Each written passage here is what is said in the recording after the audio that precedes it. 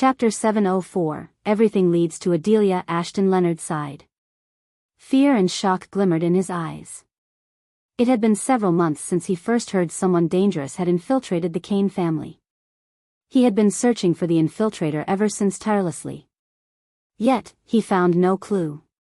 It was surprising and shocking at the same time to know Elder Kane was also searching for the infiltrator. On the other hand, Michael couldn't believe the made-up story Gaia threw up turned out to be true. "I've known for a while," said Leonard. Elder Kane was a fusion stage cultivator. By how she described it, the infiltrator must be stronger than him. Besides, he was able to disappear without a trace. "If he didn't stab her, you would have doubted her, right?" asked Michael. Leonard remained silent for a moment. The silence was enough for Michael. He rose from the side of Gaia's bed and walked toward Leonard. "Show me where he was killed." Believe it or not, Elder Kane was a friend. "I will help you avenge him by finding his killer." "Lead the way," Michael gestured at Leonard to lead the way. Seeing no other option, Leonard led them to the place where they found Elder Kane dead. Although he doubted Elia's story, if there was a slim chance Ghost could find the infiltrator, Leonard wanted to take it. The infiltrator had killed one of the strongest members of the Kane family. If he could kill him so easily, none of the others would be safe anymore. Gaia followed Michael and Leonard. She recalled every single word Elder Ashton Kane said to her. Little by little, everything made more sense to her. She always wondered why Castiel loved Zanali more than her. Now it was clear to Gaia. Zanali was his real daughter, not her. That was why he gave the throne to Zanali instead of her. Did he know? Gaia asked herself. She wondered whether Castiel knew she wasn't his daughter or not all this time. The hallways were riddled with Kane family guards. Everyone looked terrified, especially the maids and servers. Their faces were pale as paper. When they saw Leonard, they bowed with respect and a tinge of fear in their eyes. Michael silently followed Leonard to Ashton Kane's room. To Michael's surprise, the hallway and the room were empty. "I ordered no one to return to this place after taking his body away," Leonard said. The death of Elder Kane extremely saddened him. Michael squatted beside the puddle of dried blood. Then, with a flick of his wrist, he conjured a violet orb of light. Strangely, the moment the light fell on the ground, Leonard saw several footsteps. A bunch of footsteps was clustered around the blood. "I assume no one can teleport in or out of the castle," said Michael. Leonard nodded, "Yes. We have protection runes all over the castle. It's not possible to use teleportation within these castle walls." Michael expected this. He doubted whoever killed Ashton could have teleported. It was not like he had a system at his disposal. Among the cluttered footsteps, Michael noticed a distinct set of footsteps. Unlike the others, this footprint had toes. It was clear that they didn't wear any boots or shoes. "You see that?" Michael asked Leonard. "Why would anyone avoid wearing boots in weather like this?" Michael followed the footsteps. These footsteps came and went in the same direction. Leonard and Gaia followed Michael behind. While following the footsteps through the hallway, Michael noticed strange behavior. Wherever there was a window, the footsteps moved away from it as though the person was afraid of windows. Everything started to make more sense to both Michael and Gaia. They followed these footsteps to the hall where many elders and soldiers gathered. "What's happening? What is that light?" "Look at the footsteps," the people gathered around the hall mumbled. When they saw Leonard, they became silent. Thanks to Michael's acute vision, the footprints on the hall didn't confuse him. He was able to follow his target without a hitch. He continued to follow the footsteps out of the hall into another hallway. "Where was he going?" asked Gaia. Leonard slightly shivered. Surprisingly, there were no other footprints in this hallway dimly lit by chandeliers. They followed the footsteps until they came in front of a fireplace. The footsteps, however, went into the fireplace, which meant there was a secret passageway behind this fireplace. Michael turned around. "Lord Leonard," Michael looked at Leonard. Judging by the dark lines on his forehead, it was obvious not many people knew about this passageway. In other words, whoever killed Ashton knew more about the castle than most of the Kane family members. Not many knew about this, did they? Asked Michael. It took a few moments for Leonard to snap out of his deep thoughts and nod. The cat's out of the bag, Lord Leonard. Where does it end? Said Michael. This passageway will lead you to a small fishing island nearby, said Leonard. I made your job simple, Lord Leonard. Here's how we find the killer. It's highly unlikely he suddenly appeared in the castle and knew about every secret entrance and passageway. On the contrary, he must have spent years here, said Michael as Leonard pushed a brick into the wall. The wall slowly creaked, revealing an opening big enough for a grown man to squeeze through. Gaia entered the passageway first, followed by Michael and Leonard. They continued to follow the footsteps. For more chapters, please visit. The first way to find the killer is if he chooses to return to the castle. I will give you a rune to match a footprint with the one here. When you place this rune on a person, if their footprint matches the one here, it will let out a jade light. Otherwise red. Simple enough? Michael said while following the footsteps. The passageway was dark. Except for the violet light, there was no light source, not even torches. Leonard nodded as Michael continued. There is a good chance he lived among you. So make a list of everyone who knew about this passage. If the killer chooses not to return, summon everyone on the list. Whoever is missing will be your suspect. What if he wasn't an elder but somehow knew about the passageway? Asked Leonard. I'd hope it didn't come to that, Michael sighed. Why? Asked Leonard. Connect the dots, Lord Leonard. Elder Kane was a fusion stage cultivator, but the killer ended his life in a few seconds. He escaped before she could even see his face. We saw the footsteps avoiding the windows. Why? Leonard did not know the answer. The killer was avoiding the sunlight, and who avoids sunlight? Vampires. Leonard halted his steps. His entire body trembled. Shock and disbelief emerged in his eyes. No, it can't. Are you saying a vampire killed him? No offense, Master Ghost, but this is far-fetched, is it? The Guardian Guild's been hiding the fact that vampires are among us forever. If Elder Kane had found out, they would have killed him to keep their existence among you dark. And don't let these footsteps fool you, Lord Leonard. You might see normal footsteps and think they walked or ran, but in reality, you can't even see when they move. Those bastards are fast, really fast, said Michael. He resumed following the footsteps. He gave Leonard some time to think about everything. Unlike Michael, Leonard and ordinary people were terrified of the vampires. The vampires were nearly impossible to kill without godly skills or a primordial flame. Michael doubted anyone in the Kane family had either. A single vampire could decimate the entire Kane family. Leonard was right to panic and sweat. Let's say you're right. What should we do next? Asked Leonard after long minutes of deep thinking. Nothing, and pretend like you know nothing about them.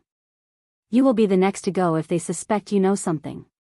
So pick a scapegoat and kill him in front of all the family members. Tell him he was the traitor. I'd recommend you go with a corrupted son of a bitch with various criminal activities, you know, for the clear conscience's sake. But what about the killer? I want that dog killed and hanged for killing Elder Kane, trust me. He will be, Michael growled. Although the killer did not lay a finger on Gaia, he killed Elder Kane, a friend of Gaia's mother. Moreover, the man had answers, and now, they had no way to get them. The more they learn about Adelia, the closer they get to these vampires. Michael wondered what the connection was between Adelia and the vampires. Gaia remained silent all the way. She was in deep thought. After learning the truth about her father, she was speechless. Eventually, they came to the end of the tunnel. As Lord Leonard said, they stepped onto a small fishing island. Unfortunately, the footsteps disappeared. Because it was winter and night, there was no one outside. All Michael could see were fishing nets, poles, empty baskets, and a frozen lake. Lord Leonard, Michael turned his gaze toward Leonard. I said everything I wanted. But at the end of the day, it's your decision. Make a wise one. I will honor Elder Kane when I finish everything I must. Michael patted Leonard on the shoulder before ascending to the air with Gaia. In a blink of an eye, Leonard saw Michael and Gaia disappear, leaving a trail of golden lightning. Michael, I know everything. Michael stopped flying above the clouds. He gently cupped Gaia's face. Finding your mother will answer every question you have, said Michael.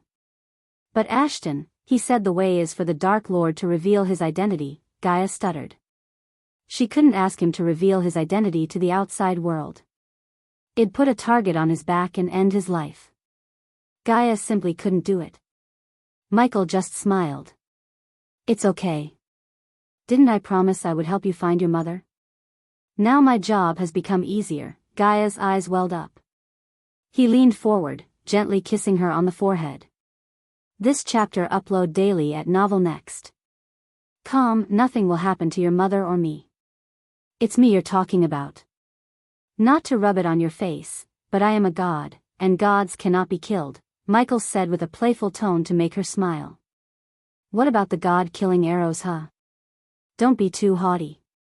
We still have no clue what those are, she purred. And who has the answer to that question? Your mother. Everything leads to Adelia Ashton. The novel will be updated first on this website. Come back and continue reading tomorrow, everyone. Chapter 705, Attack on the Golden Port. After leaving Kane Castle, Michael came directly to the southern continent. He spent a day meditating. Meanwhile, Elidor was completely drowned in creating a teleportation array. Corey helped him with supplying the required arch-energy crystals. Surprisingly, Elidor and Corey became closer than anyone would expect. At first, Elidor was annoyed by her curiosity. But, after spending a few hours, he found out that he liked explaining how the runes and arrays worked. Once they became close, they both lost track of time. When the sun rose the next day, a 5-meter radius chakra glowed on the surface of the blue ocean. Corey and Elidor watched their handiwork from the upper deck of a frigate. You can now contact the Dark Lord, said Elidor. Although he didn't show any expression, he was extremely proud of his work. Shouldn't we check if it's working first? Asked Corey. Elidor chuckled. It'll work, his eyes brimmed with confidence. Following his answer, Corey did not question him. Instead, he contacted the Dark Lord. My lord, the array is ready, gather the attack team. She heard the Dark Lord's words in her head. It took Corey almost 30 minutes to bring all the ships together. Finally, she ordered the crews to board the leading frigate. As they were waiting for the Dark Lord, he appeared out of nowhere with the Dark Queen. My lord, all of them bowed their heads. Some had fear, and some had absolute reverence in their eyes. You explained the plan to them? Michael asked Corey. Yes, my lord, she nodded. I will go through it again, just to be safe, said Michael. His gaze swept across the crew. They planned to send 8 ships to attack. Since they were not going to sail back to the southern continent, Michael ordered Corey to put the least crew possible in each ship. Hence, the total number of crews in this operation was 96. 12 crew members for each ship. Listen, you will all be teleported to the Azer continent. Your target is Golden Port. The crew members gasped in shock when they heard they would be teleported. These simpletons had never experienced teleportation or any magic in their life. They only heard about it. Your mission is simple. When you see the port, fire the cannons but do not sink any ships docked there. When you fire several volleys of cannonballs, the Golden Port Naval Army will arrive. Fire at them and use the teleportation scrolls given to you. Unless you want to get sunk with the ships, don't try to be a hero. The pirates bopped their heads up and down. Now go have fun. Michael dismissed the crew. After the pirates left the ship, Corey looked at Michael for her next order. Assemble our fleet and tell them to be ready. We will go to war any second from now on. You will know the details later, as you wish, my lord. Any problem building the mortars? Asked Michael. After fitting Big Bertha with mortar, Michael ordered Corey to build more mortars and fit them in every ship in his fleet. He was still thinking of a way to improve the mortar in Big Bertha. He wanted it to be the best of the best. After the Thusian War, Michael decided to spend his time improving Big Bertha in every way possible. Only one thing stood between him and upgrading the ships to their full potential and beyond: the blacksmith trait. Just a few hiccups in procuring the materials. Other than that, everything is going smoothly, my lord. Coordinate with the twins and let them get the materials. Already talked to them, my lord. Michael was pleased by her answer. Corey was taking the initiative as he told his subordinates to. Once he finished his war, he could finally focus on making them stronger. The cosmic stream would help him achieve his goal. Good, Michael patted her on the shoulder. Excitement coursed through her veins. After dismissing Corey, Michael, Elodor, and Gaia leaned on the rails, taking a look at the glowing array on the ocean. Gaia, go to the Golden Port with Nightmare and wreak havoc. Michael reminded Gaia of her part in the plan. Their plan was to bring out the Thusian naval army instead of a fusion stage cultivator. If the Golden Port dispatched one to take care of the pirate ships instead of their warships, this plan would fall apart. Hence, Michael decided to send Gaia and Nightmare. This way, even if the Golden Port dispatched a fusion stage cultivator, he or she would be occupied with Gaia and Nightmare. The Thusians would be forced to bring out their warships at that time. Once Michael had learned where the warships were coming from, he could destroy them and ensure his victory in a naval war between Thusia and him. Meet you there, Gaia nodded as she disappeared from their sight. You're doing this, huh? Said Elodor. Yes, but before that, I have to go meet Mugashuku. Why? Elodor creased his brows. He couldn't think of a reason why the Dark Lord wanted to meet the dormant Hydra in Stormville Mountain. Why would anyone want to meet that terrifying existence? Elodor questioned himself. For now, the southern continent is his world. We need his support and permission to claim it as ours, said Michael. In other words, Michael wanted Mugashukus backing against the Sky Hall. After revealing himself as the Dark Lord, the Sky Hall would finally make their move and bring the full wrath of the place down on Michael. To survive this, Michael needed to fall back to the southern continent. Michael doubted the Sky Hall would dare to piss off something that could end this world in a few hours. Unfortunately, Michael had to spend almost all the badass points he received by slaughtering the Thusians to find the Queen's soul piece's location. Nevertheless, he hoped it was enough to get Mugashukus backing. An hour later, Yagner, General Bryce, and Prince Devarius were waiting for Ghost on the outskirts of Golden Port. The Golden Port was built on the banks of a carefully crafted harbor. It was truly a fully modernized trade center. Its allure was matched by the backdrop of an elegant dockyard and forest of colorful maple trees. Unfortunately, the snow blanketed the city and ruined the colors with its puffy white. But when spring arrives, the Golden Port would be a marvelous sight to behold. The total trade of Thusia happened through the Golden Port. Despite the winter, countless merchant ships arrived at the port to import and export goods. I see everyone's here, Yagner's body jerked in shock. They turned around to see Ghost flying toward them. They gathered above the clouds to discuss their plans. You guys picked who's going to board the Thusian ships? Asked Michael as they all nodded. Good. The attack ships will arrive when we say so. They still couldn't believe Michael that he had a fleet. Moreover, as far as they could, there was no single ship on the horizon. So they wondered how these ships would arrive when they gave the order. But they didn't question Michael. Shall we start the attack? Asked Michael. Yagner took a deep breath.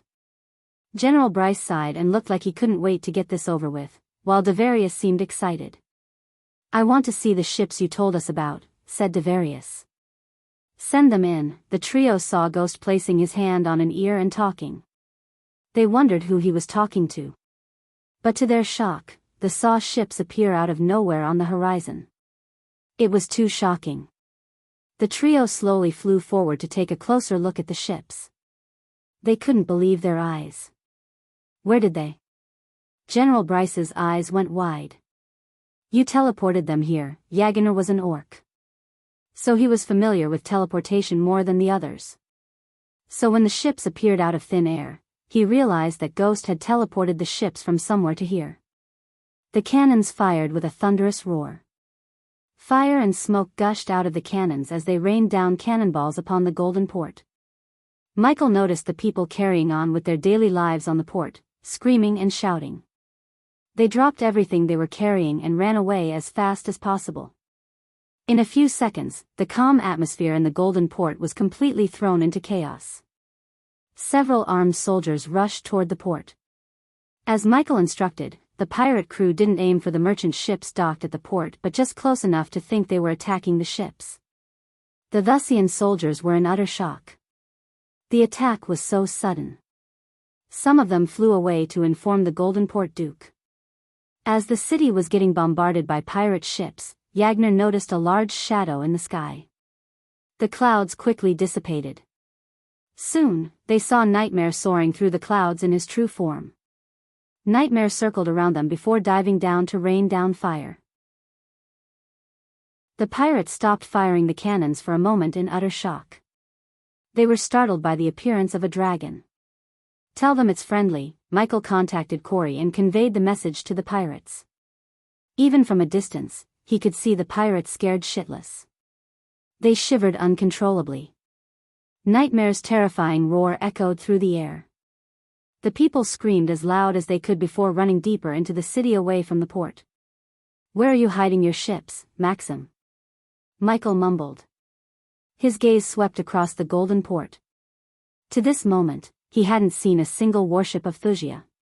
Instead, he heard another mighty roar. Michael's gaze immediately turned in the roar's direction.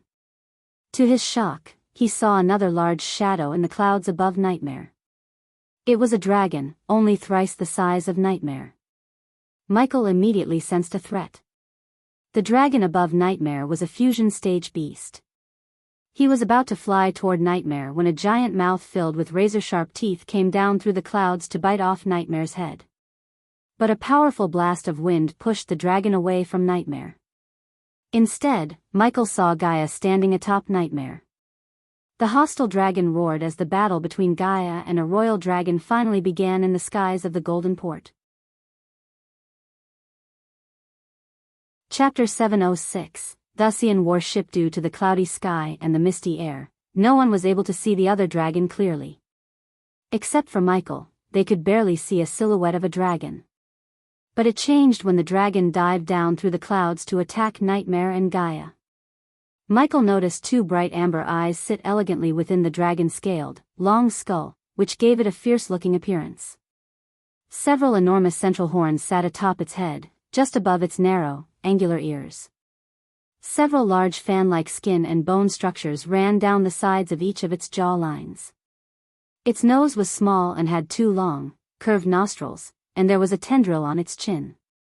Several sharp teeth poked out from the side of its mouth, revealing only a fraction of the terror hiding inside.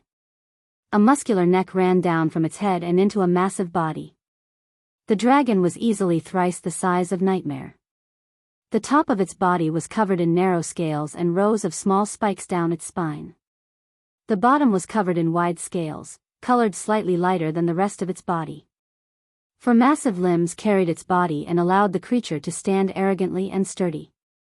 Massive wings grew starting from just below its shoulders and ending at its hips.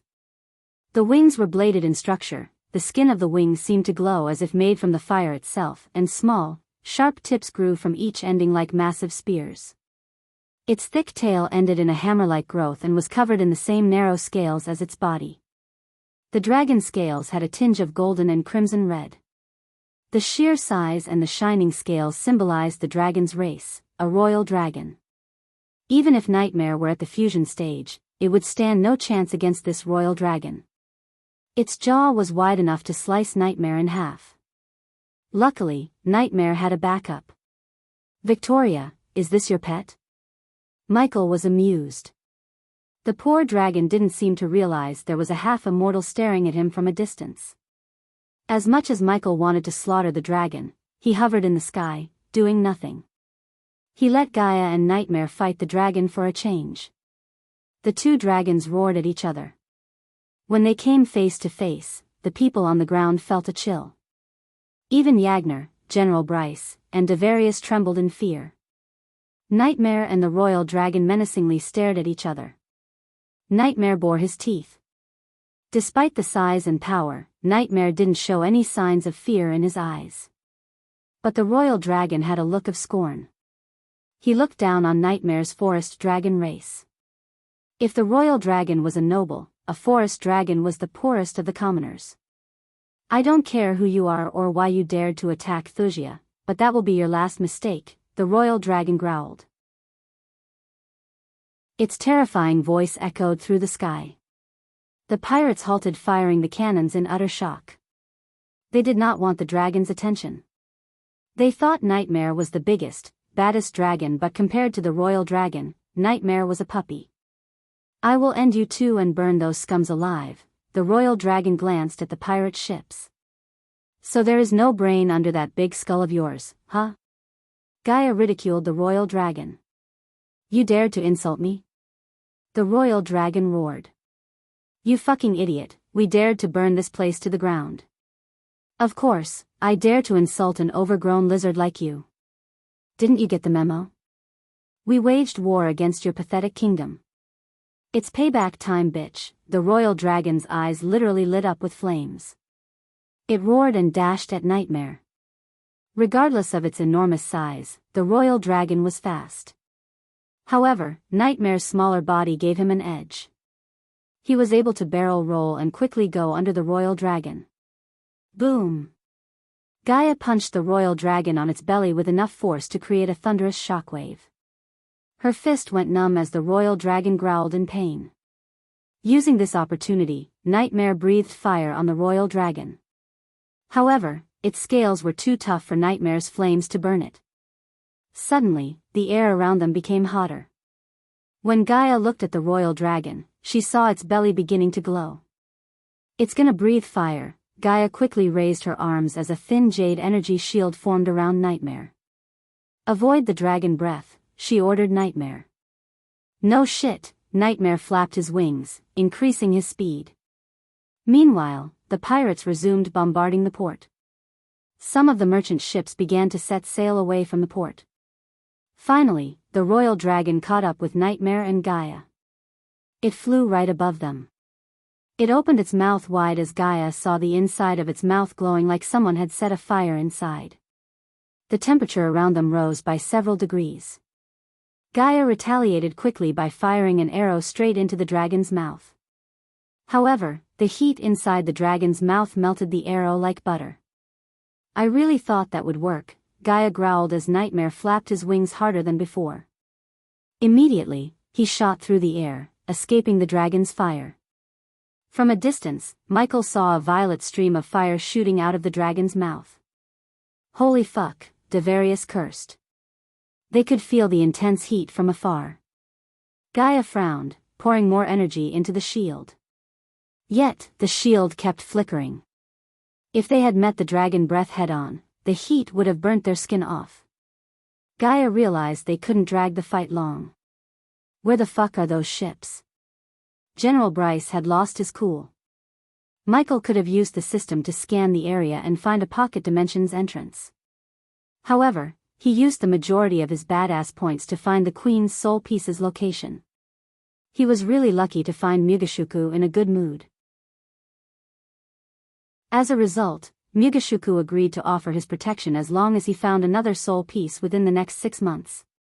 Otherwise, Mugashuku would personally come to find Michael. That was its threat. The situation was making Michael lose his calm. Luckily, he saw a warship appear out of nowhere near the port. It was a man-o-war, almost twice the size of Big Bertha. "Look," Yagner pointed at the crimson-red painted ship. A loud roar from the ship reverberated through the sea. It slowly sailed toward the pirate ships. "Fire at the man-o-war and get the hell out of here," Michael ordered Corey. The pirates were really lucky they weren't inside the warship's firing range. Otherwise, a single volley of cannon fire from the ship could decimate all of them. As Michael ordered, the pirates quickly reloaded the cannons and fired at the man-of-war. Countless cannonballs soared through the sky, leaving a smoky trail. Sparks flew around them as they made an eerie buzzing sound. When they hit the man-o-war's hull, they all heard a thunderous explosion. but the cannonballs barely made a dent in its hull. Meanwhile, the sky lit up with violet and red color. Both Nightmare and the Royal Dragon flew above the clouds fighting each other. Suddenly, Nightmare's roar echoed through the sky. Michael sensed a pain in its roar. Above the clouds, the dragon fire had scorched the side of Nightmare's belly. But despite the pain, Nightmare didn't slow down. Seeing the pain in Nightmare's eyes, Gaia's anger shot through the roof. She raised her bow as 4 arrows made of golden energy appeared in her hand. She knocked all of them, mumbling something under her breath. The royal dragon flew almost 20 meters away from them. The wind was violent enough to throw Nightmare off balance occasionally. Furthermore, the clouds obstructed her vision. Despite everything, Gaia took a deep breath and released the arrows. As soon as they shot out, the arrows created a sonic explosion in the air. Each of the 4 arrows grew in size, transforming into golden snakes in midair. Unlike traditional arrows that travel in a straight line, these snakes zigzagged, following the royal dragon. The royal dragon retaliated by breathing fire onto the golden snakes. Its violet flames melted 2 snakes, but it was too late to stop the remaining 2. They hit the royal dragon in the belly and in the back. The royal dragon screamed in pain as the arrows exploded when they penetrated the dragon's scales. On the sea, the man-o-war prepared to fire its cannons. The sound of cannons cluttering traveled in the air. It was like thunder rumbling. A few moments later, the cannons fired, gushing out thick white smoke. The man-o-war trembled at the aftershock. Michael saw countless cannonballs soar through the air toward the pirate ships. Michael felt pain seeing the pirate ships explode into pieces in a snap of time. Fire and wood splinters flew as black smoke rose from the ships. He hoped the pirates used the teleportation scroll to escape. Otherwise, there was no way they could survive the explosion. Michael expected the Thusian warships to be powerful, but the man-o-war exceeded his expectation. His focus on the man-o-war got broken by the roar of the royal dragon. This time, the royal dragon roared in pain. Michael noticed several golden lights flickering above the clouds. He could tell Gaia was bombarding the royal dragon with arrows. Just like the warship exceeded Michael's expectations, the royal dragon also exceeded Gaia's initial estimation of its power. She had to take the fight seriously. Even with the combined force of Nightmare, the battle between them was at a stalemate. "It's enough. Get out of there," Michael ordered Gaia through the earpiece. "I am going on board." "I hope your men will do the same," Michael said to the trio before dashing toward the man-o-war. While Michael was on his way to the warship, Gaia stood atop Nightmare. She took out the golden scroll. The royal dragon noticed the scroll. It opened its mouth to quickly breathe fire on them. Before it could happen, Gaia tore the scroll as a bright light enveloped them both. In a split second, they disappeared from the sky. Chapter 707. Incompetent spies. Michael dived into the sea instead of flying toward the warship. He soared through the water faster than any fish in the ocean, leaving a bubbly white trail. No one noticed Michael as they were all focused on the smoking debris on the ocean and the dragon in the sky. Everything was dark blue around Michael. Light barely managed to peek through the water. After a while, Michael noticed a giant shadow darkening the water. The closer he got to the warship, the brighter the rune on his palm glowed. Michael almost forgot about this rune. When he infiltrated Tenulia's flying warship in the southern continent, Elidor gave him this rune to avoid the defensive runes on the ship's surface. With this rune, he was able to get onto her ship without triggering any defensive arrays. When Michael appeared right under the man-o-war, he grabbed the ship's bottom and hung onto it like a gecko on a wall. Thanks to his wind mastery, he formed a bubble around his head, enabling him to breathe underwater. The ship sailed slowly. Michael took a spider from the system storage and let it climb up the ship. He wanted to see what was happening on the surface before making his move. Michael heard Gaia's voice in his head. "We safely reached King Gunnar's castle. How's it looking at your end? Can't talk. Underwater, don't get yourself killed out there," Gaia playfully chuckled. The spider crawled toward the ship's upper deck. The corner of his vision showed him what the spider was looking at. He noticed a tall, golden-haired man walking proudly on the upper deck with his hands behind his back. He looked as though the entire world belonged to him. He grinned at the sinking pirate ships on the horizon. "Captain, we found these two sneaking around the port." The man slowly turned around to see the Thusian soldiers dragging two men. The two of them were dressed like commoners. Their faces were swollen and bleeding. It was obvious the Thusians roughed them up before dragging them here. "Shit, they must be the other spies." "Incompetent idiots," Michael growled.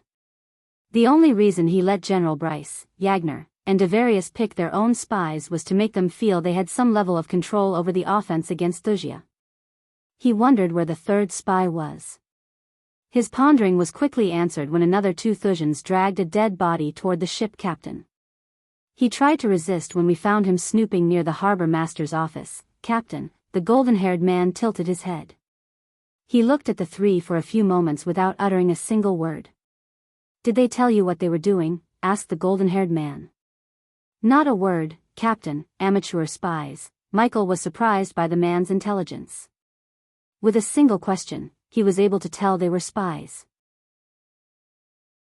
Not only that, he correctly identified them as amateurs. The captain looked at the bewildered faces of his men. If they were commoners, they would have pissed their pants. If they were good spies, they would have spun a believable story.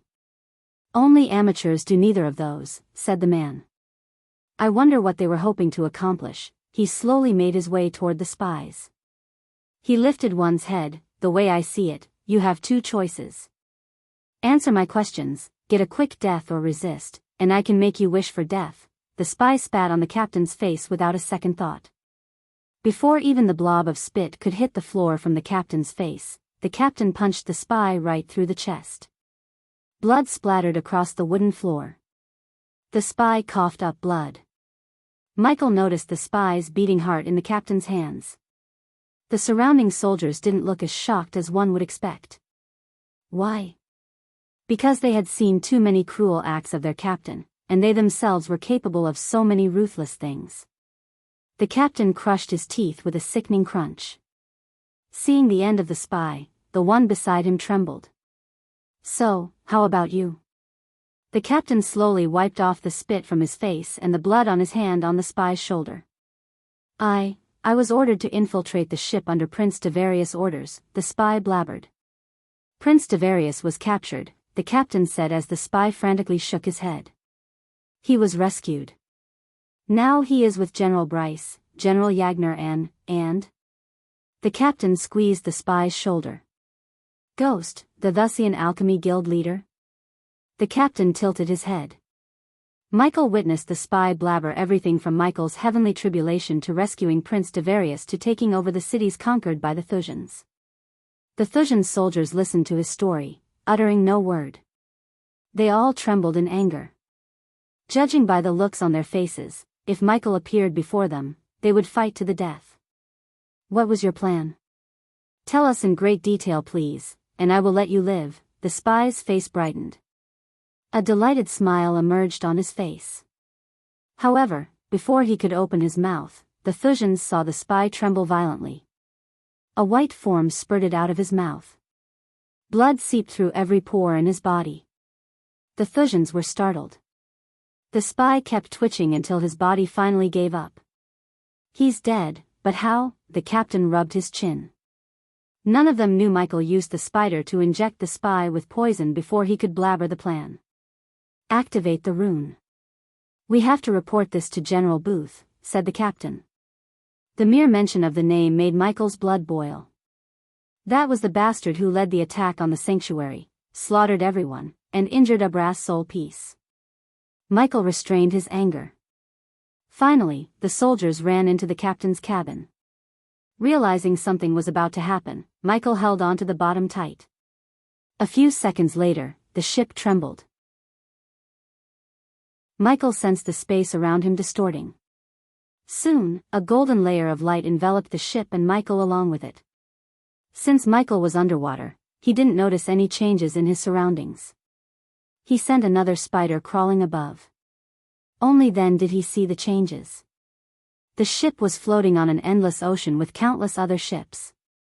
As far as Michael could see, there was no land nearby. So this is where you keep your ships, huh? Time to get rid of them. Michael cracked his neck. He slowly swam above to reach the surface. Like an arrow, he shot out of the water, surprising the Thujans. Captain, look. What the fuck? Who is that? Intruder. The Thujan soldiers panicked because of Michael's sudden appearance. Since they were in a pocket dimension, all the soldiers were clearly able to see Michael's half-immortal cultivation stage. The fearless Thusian naval army shuddered at the sigh of a half-immortal. The soul-refining stage captain slowly turned around. Fear and shock glimmered in his eyes. Speechless? Michael tilted his head. Surprisingly, Michael turned his back on the captain and his crew. He glanced over the ocean. I don't think there are 1,500 ships here. Maximum, 700. Meanwhile, the soldiers fired a red orb of light into the sky. The light alerted all the other ships. Michael slowly turned around. His eyes turned pitch black as two dark beams shot out of his eyes. The two beams penetrated the captain's head and zigzagged throughout the upper deck, killing the 12 soldiers on it. Michael quickly bought a few crates of dynamites from the system store. They were powerful enough to destroy the ships if Michael placed them in certain places. For example, inside the cannons, and inside the lower deck. Of course, these ships were too big to make them explode. The point was to create a big enough hull, and the water would do the rest. Michael flew straight down to the hull cannons. With a snap, sparks flew out of his finger and lit the fuse of red dynamite in his hand. Michael simply threw it into the cannon tube. He moved on to another ship and did the same before killing the soldiers on the upper deck. I need to get myself a new spell, Michael said to himself. His current arsenal of spells lacked a large-scale spell that could do mass destruction. It would take hours or days to destroy all these ships with dynamites. The soldiers prepared to bombard Michael with cannonballs. But they were put at a disadvantage when Michael flew high in the air. They couldn't aim the cannons at his height. He closed his eyes as countless golden lightning bolts crackled around his body. When he opened his eyes lit with dark flames. Michael dived down so fast that he left afterimages in the sky. The soldiers couldn't see him but only the continued explosions all around them. He substituted his lack of mass destruction spell with his speed. The soldiers opened fire, hoping it would hit Michael. Instead of Michael, they only hit the other ships. Idiots, Michael snickered. He flew around, wreaking havoc among the ships until he sensed a powerful being in his environmental scanning. Suddenly, a red boulder hit Michael. Michael flung away in the air before finally regaining his balance. To his surprise, a monstrous red-skinned abomination with devilish wings hovered in the air several meters away from him.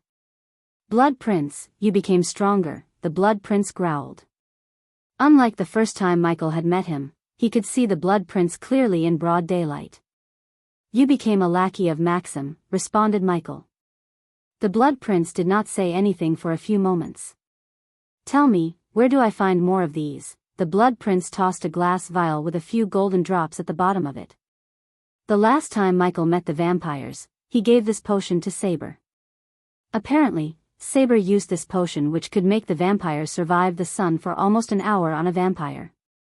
But it became obvious that Saber didn't. Otherwise, the Blood Prince couldn't have used the potion.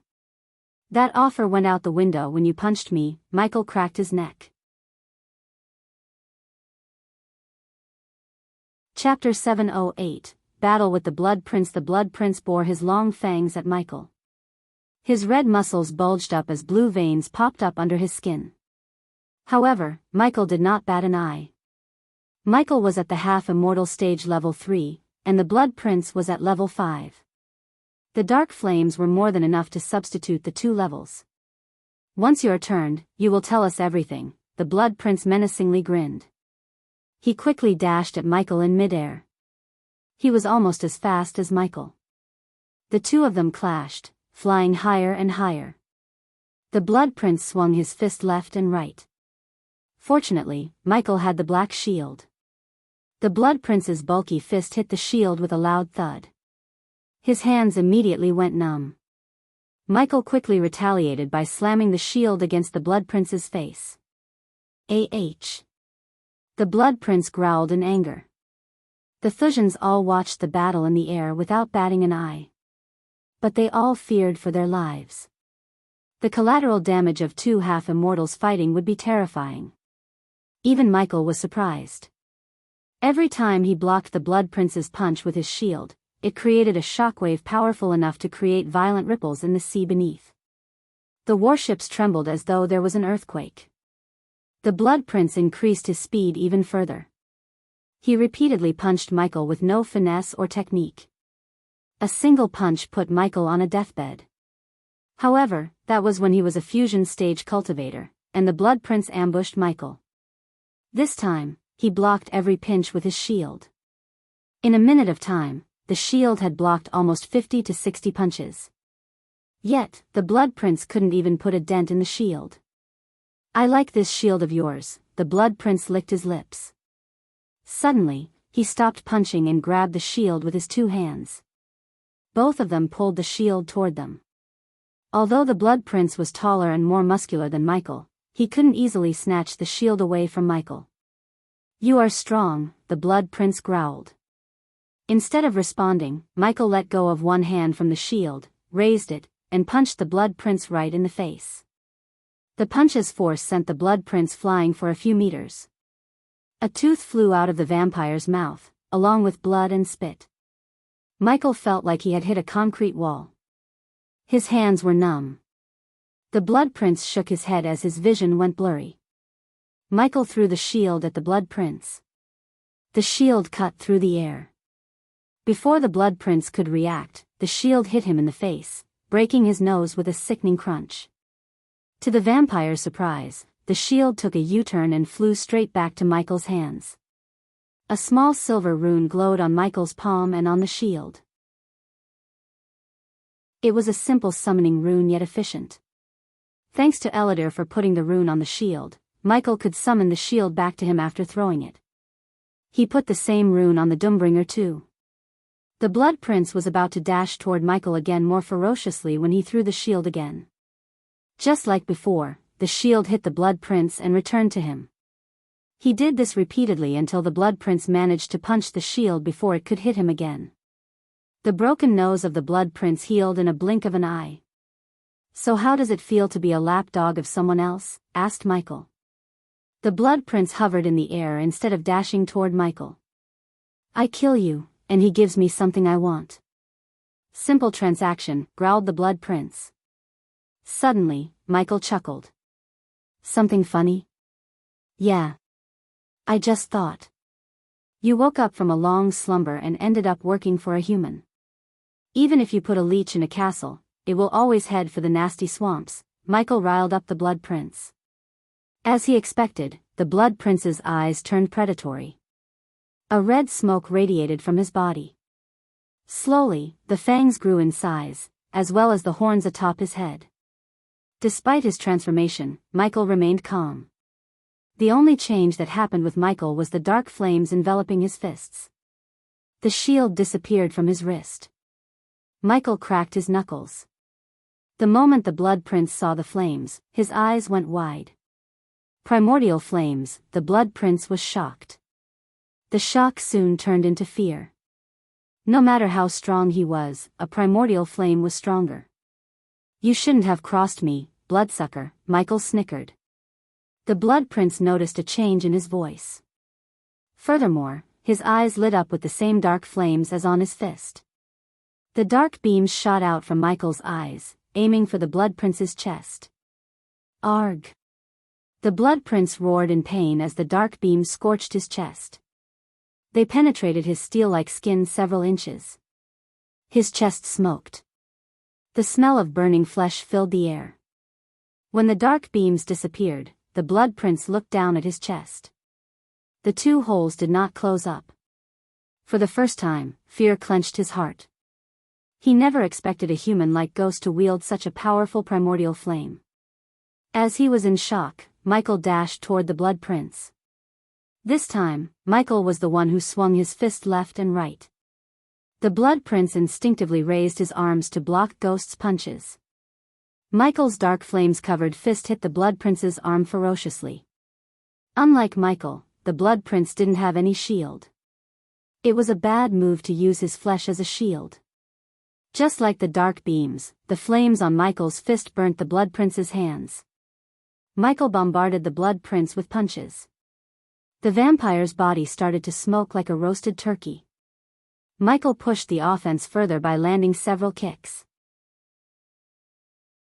While the Blood Prince was defending the punches, Michael shot another dark beam. Arg! The Blood Prince growled. Michael grabbed the Blood Prince's hand, spread them apart, and head-butted the Blood Prince again and again. Violent waves crashed onto the ships, almost tilting them upside down. Every time Michael's head clashed with the Blood Prince's, it sounded like thunderclaps. The Blood Prince violently struggled under Michael's grasp. He felt the dark flames crawling onto him like tiny snakes. Suddenly, Michael stopped head-butting the vampire. Instead, he clasped the Blood Prince's face. He looked the vampire in the eyes and fired the dark beams right through the vampire's eyes. The vampire screamed in agony. Unfrontally, the dark beams weren't powerful enough to penetrate through the Blood Prince's eyes. Even Michael couldn't kill the Blood Prince without an immortal killing weapon. All he could do was hurt him to the point when they fought next time, he could kill the vampire quickly. However, Michael did not want to simply hurt the Blood Prince.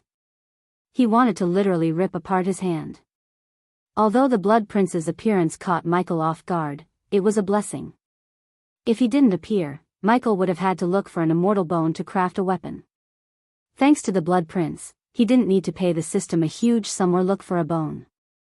The dark flames crawled toward the Blood Prince, completely engulfing his right hand. The Blood Prince screamed. His thunderous roar echoed through the pocket dimension. It was powerful enough to create several 50-feet-tall waves in the sea. Many soldiers abandoned the ships and flew away. They didn't dare to attack either.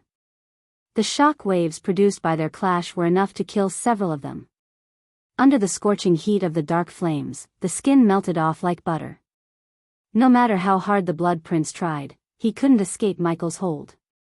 In his pain, he failed to notice a layer of darkness around him. Soon, the Blood Prince lost all the flesh on his right arm. Michael punched the shoulder bone. The Blood Prince fought back to escape Michael's grab using all of his strength.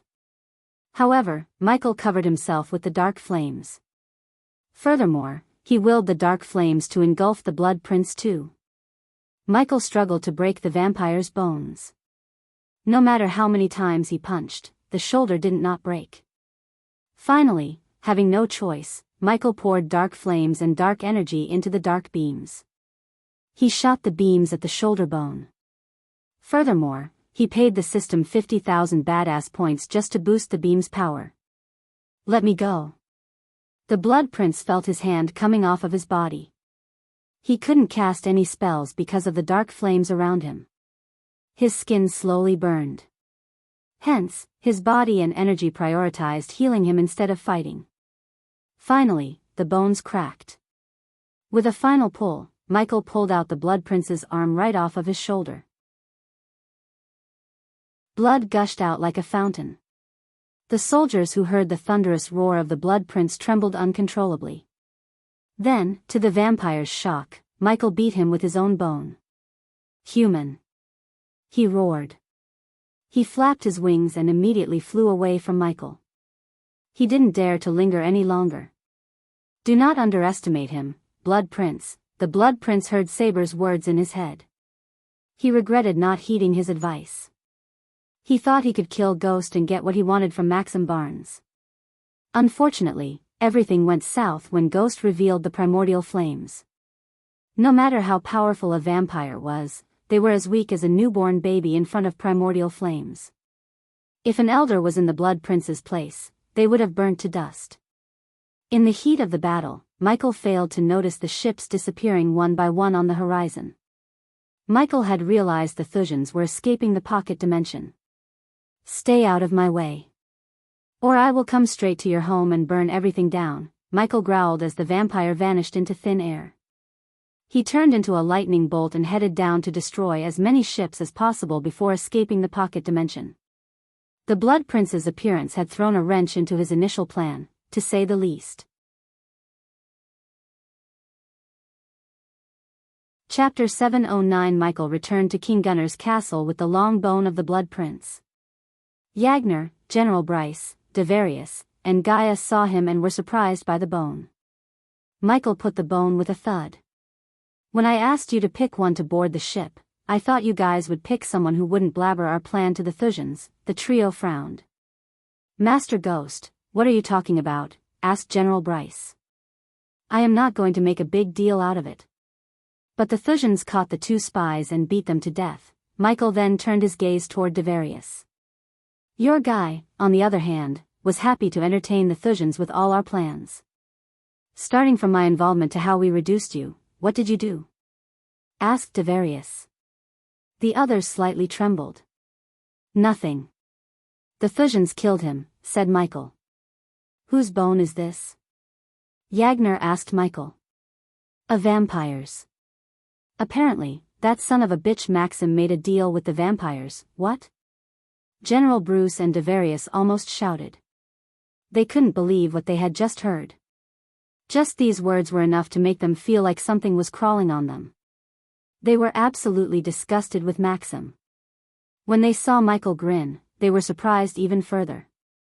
With a flick of his wrist, Michael took out a shiny blue crystal. He placed it on the table. Is that a recording crystal? Asked Gaia. Yep.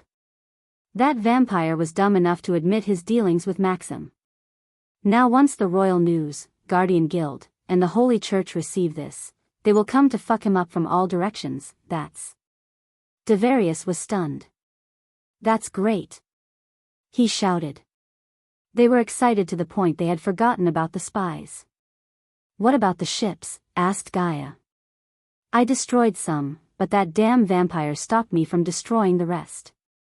Besides, those sneaky bastards ran away, said Michael. So we have to face their full wrath, huh? Yagner sighed. Don't fret about it. We will have a fleet twice the size of Thusia when the time comes, said Michael. My lords, suddenly, a soldier entered the room. He came carrying a golden scroll. We received this just now. Who is for, and who sent it? Asked Gaia. It's addressed for Master Ghost. Gaia took the scroll from the soldier and gave it to Michael. Michael opened the parchment, wondering who had sent him this. However, he was pleasantly surprised when he laid his eyes on what was written on it. I need to meet my friend, said Michael. He turned his gaze toward the trio. Prepare an offense against the Thusians. It's time we take the fight to them, and I will take care of this. Devarius took the recording crystal. Michael nodded and left the room with Gaia. When they disappeared from their sight, Michael used the runic teleporter to reach the dark forest. What was that? Asked Gaia. The scroll. Who was it really from? Saber. Elder Saber. Michael was just as surprised as Gaia. He didn't expect Saber to contact him like this. If he had to guess, Messiahel would tell the Blood Prince didn't know about this, or it might just be a trap. Either way, Michael wanted to meet Saber. According to the scroll, Saber would be waiting for Michael in the sky above King Gunnar's castle in 2 hours.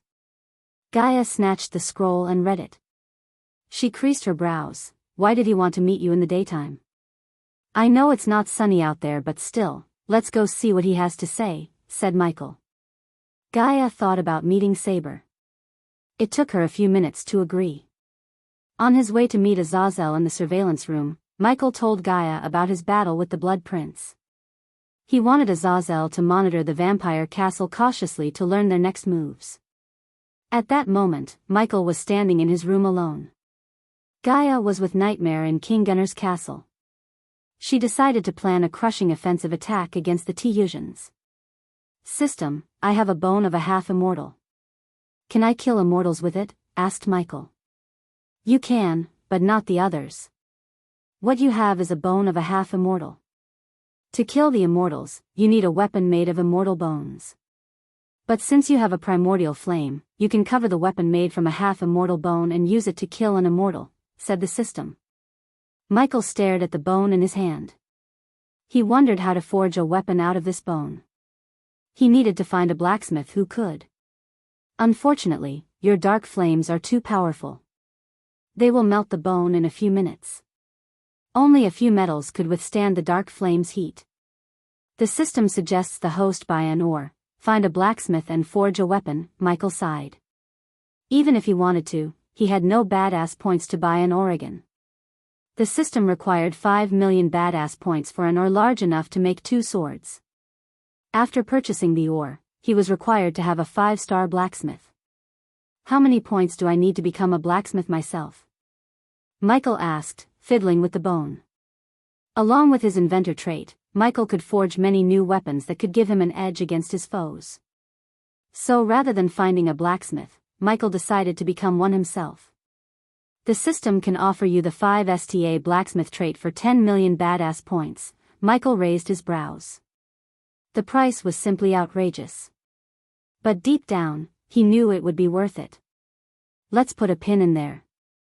I think he'll be able to afford it after the war. Great. After exiting the system, Michael prepared to leave to meet Saber. He willed the system to teleport him back to King Gunnar's castle. When he arrived in his room, he flew out of it through the window. He shot into the sky higher and higher until he flew past the clouds. "You're here," Michael heard Saber's voice.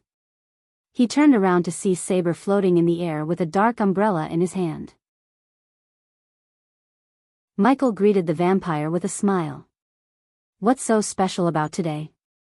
"Earlier, I met your blood prince, and now you," said Michael. Hearing Michael's words, Saber did not seem surprised. Instead, he sighed. "I apologize for what happened in the castle. Let's just say not all of the elders approved of the blood prince's actions. But if you met the blood prince and you're still alive, that could mean one thing." Saber stared at Michael from top to bottom. Michael noticed Saber was trying to hide the shock and surprise from showing in his eyes. "Next time you see him, don't be surprised if he doesn't have his right arm. Now tell me, Elder Saber, why did you want to meet me?" "Since I am in the middle of a war, I'd appreciate it if you don't beat around the bush," Elder Saber nodded. "I want more potions you gave us at the castle. In return, you can name your price." "I prepared a selling pitch, but this is the gist of it," said Saber. A few months ago, Saber would have dealt with Michael differently. But since he had not only reached the half-immortal stage but also beaten up the Blood Prince, Saber chose his words carefully. He didn't dare to show any disrespect. "You know the Blood Prince asked the same. Only he wanted to either turn me or kill me. I am not saying this deal won't happen, but I need something first. Think of it as goodwill for almost killing me when I came to you. What do you need?" asked Saber. He lived long enough to tell if someone was about to ask something. Judging by the look in Ghost's eyes and that wry smile on his face, it was obvious to Saber. "I need an immortal killing weapon. If you can get me one in, let's say, 2 days, we can move on with this deal." To Michael's surprise, Saber didn't even flinch as though he was expecting it. "How do I trust you won't back off from the deal once you get the weapon or just kill me?" "Trust, Saber. You came here in daylight to prove you don't want to fight, and I am standing here doing nothing for the same reason as you. Besides, you know how valuable those potions are. So I'd say you have no choice either." Saber knew it was true. That potion could change the fate of their entire kind. He had been working to find a solution for their weakness of sunlight for ages. The closer he got to a solution was the potion that Ghost offered them. They would have gotten more potions if it weren't for the Blood Prince's stupid act. When Ghost came to them, they had the upper hand in the negotiations. But it wasn't the case anymore. Saber cursed the Blood Prince in his mind. "I will meet you here with what you asked in 2 days, said Saber. Michael was delighted by Saber's answer. He preferred to go with as many options as possible. Once he had received the weapon, he would have 2 weapons that could kill Maxim Barnes. Wonderful. Also, the Blood Prince was working with King Maxim. A bit of free advice: working with him always ends in trouble. Thought you should know that, Michael said, turning around. He vanished from Saber's eyes. Working with King Maxim, huh? Saber smirked. I have to investigate this, Saber said to himself. Suppose he planned everything correctly, Saber could soon get rid of the Blood Prince. He was more of a nuisance and obstacle to the vampire kind than a help. That was the main reason he quickly agreed to give an immortal killing weapon to Ghost. The two of them already had a history. Saber wished Ghost to kill the Blood Prince with the weapon. Then, everything would go back to the way it was. This time with the potions Ghost has, Saber could take over the vampire castle. It was indeed a risk, but Saber was willing to take this risk. Chapter 7:10. As soon as Michael returned to the castle, a soldier came running to him. Master Ghost, the Guardians are here to see you. They are at the guest room waiting for you, the soldier said. Guardians? Michael creased his brows. He wondered why the Guardians were here. But when he thought about it, he was able to guess their reason. Giving a pat on the soldier's shoulder, Michael headed toward the guest room. The soldiers patrolling the castle inside bowed respectfully. A few minutes later, Michael finally arrived at the guest room. To his surprise, he saw Zanali and Evan Clark waiting for him. Evan Clark's eyes glimmered with awe and shock. To him, it felt like yesterday, the Ghost climbed the stairs in the Heavenly Gate competition. In 2 years, he went from a body-refining stage cultivator to a half-immortal. Not a single person could be compared to Ghost anymore. He was a different breed. Evan wondered whether Ghost would still act as friendly as before or just keep his distance. If the latter happened, Evan wouldn't be surprised. After all, Evan was at the core formation stage, and Ghost was at the half-immortal stage. The difference was simply outrageous. Although Gaia hated Zanali to the core, Michael greeted her with a friendly smile. Miss Zanali, he shook Zanali's hand and then turned his gaze toward Evan. Evan, how's life, buddy? It's been so long, Michael asked. Evan was speechless for a moment. He acted just as he did before. Not as great as yours, Evan sighed. What are you talking about? I heard you've had a breakthrough after a breakthrough. I am proud of you, Evan's face brightened after hearing Michael's compliment. He then sat down, facing Zanali and Evan. I heard you wanted to meet me. What's going on? Asked Michael without beating around the bush. The smile on Evan's face disappeared. He looked at Zanali to start the conversation. We are here to negotiate peace between you and Thusia, said Zanali. I am not here to side with Thusia. What they had done was wrong. You and I both know that. However, we cannot let this war escalate any further, especially after you declared war against them. Zanali wasn't as naive as Edith. Everyone in the guild knew King Maxim Barnes was in the wrong. Yet, they turned their heads to the other side because Guardian Guild didn't think it was worth the trouble to meddle between kingdoms. Not to mention the higher-ups eyed for Princess Victoria to join the Guardian Guild. Besides, they were occupied with their internal politics and Dark Lord. You already helped Suvan and Zulon take back their cities.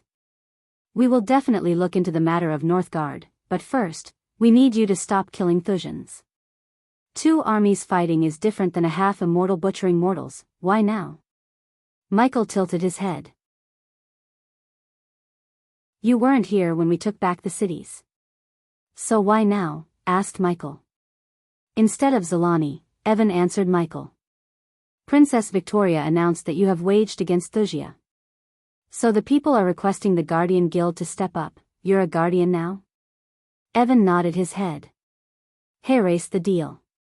Since Evan is a friend of mine and you came here all the way from your guild, I can pause the war for 3 days. The people of Thusia can find a safe shelter or whatever they need to be safe. Zanali creased her brows as Michael continued. It'll sweeten the pot more. If the Thusian army stand down, Suvan, Zulon army, and I won't lay a finger on them, come on Ghost. We both know they want and can't do that. Michael rubbed his chin. Then what about this?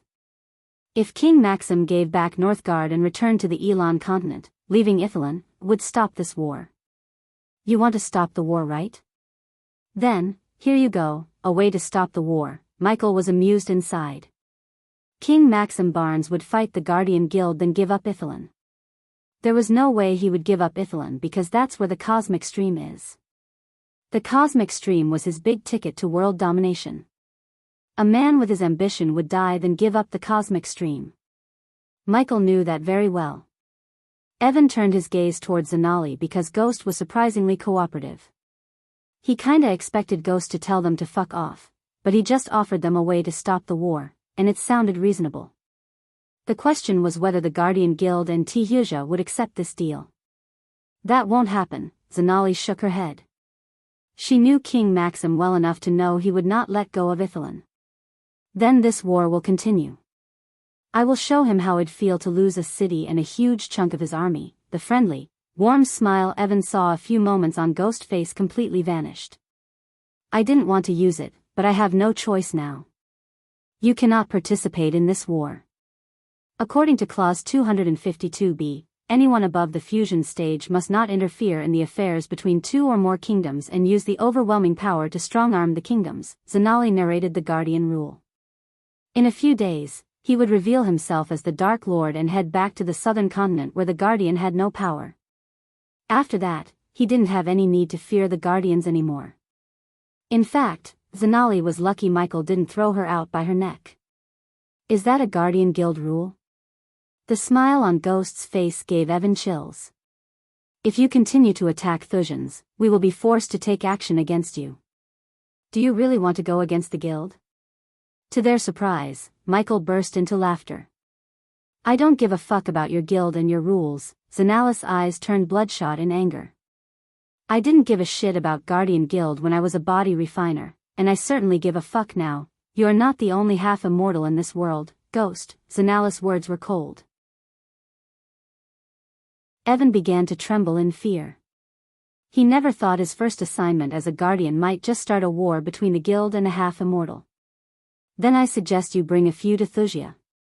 Because they'll be there. Just think about the collateral damage of the fighting between a half-immortal and a bunch of immortals.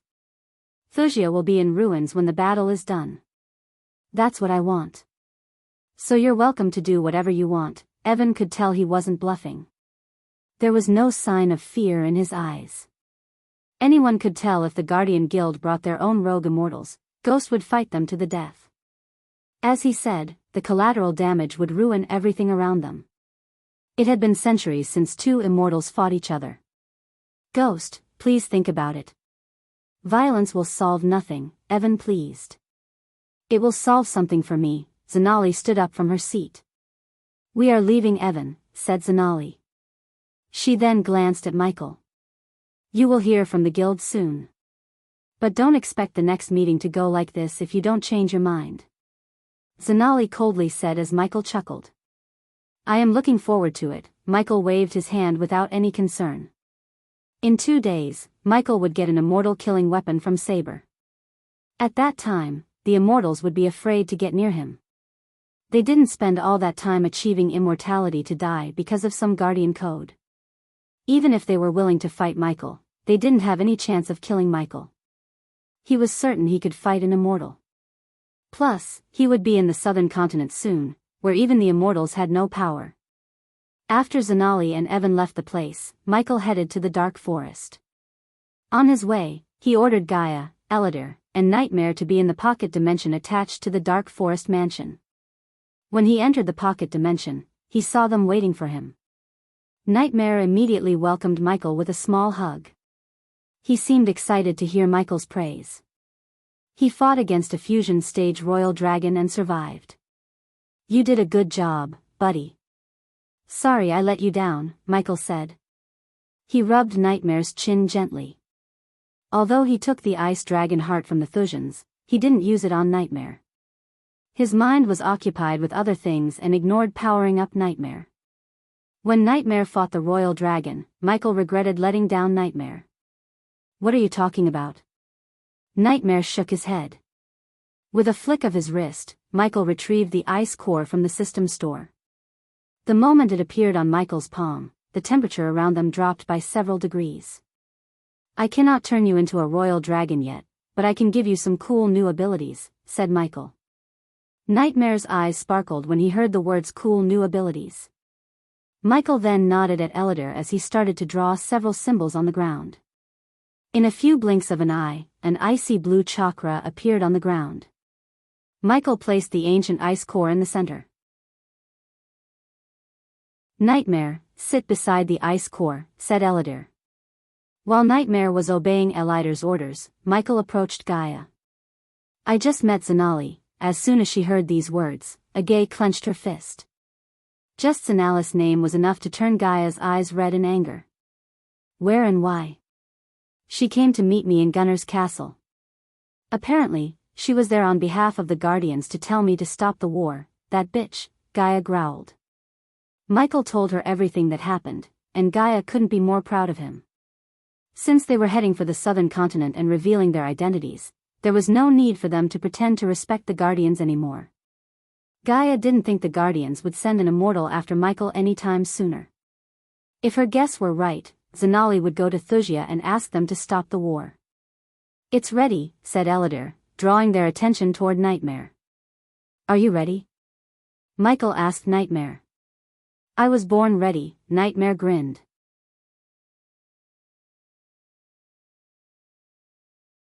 Chapter 7:11 Nightmare waited for the process to begin without showing any signs of hesitation.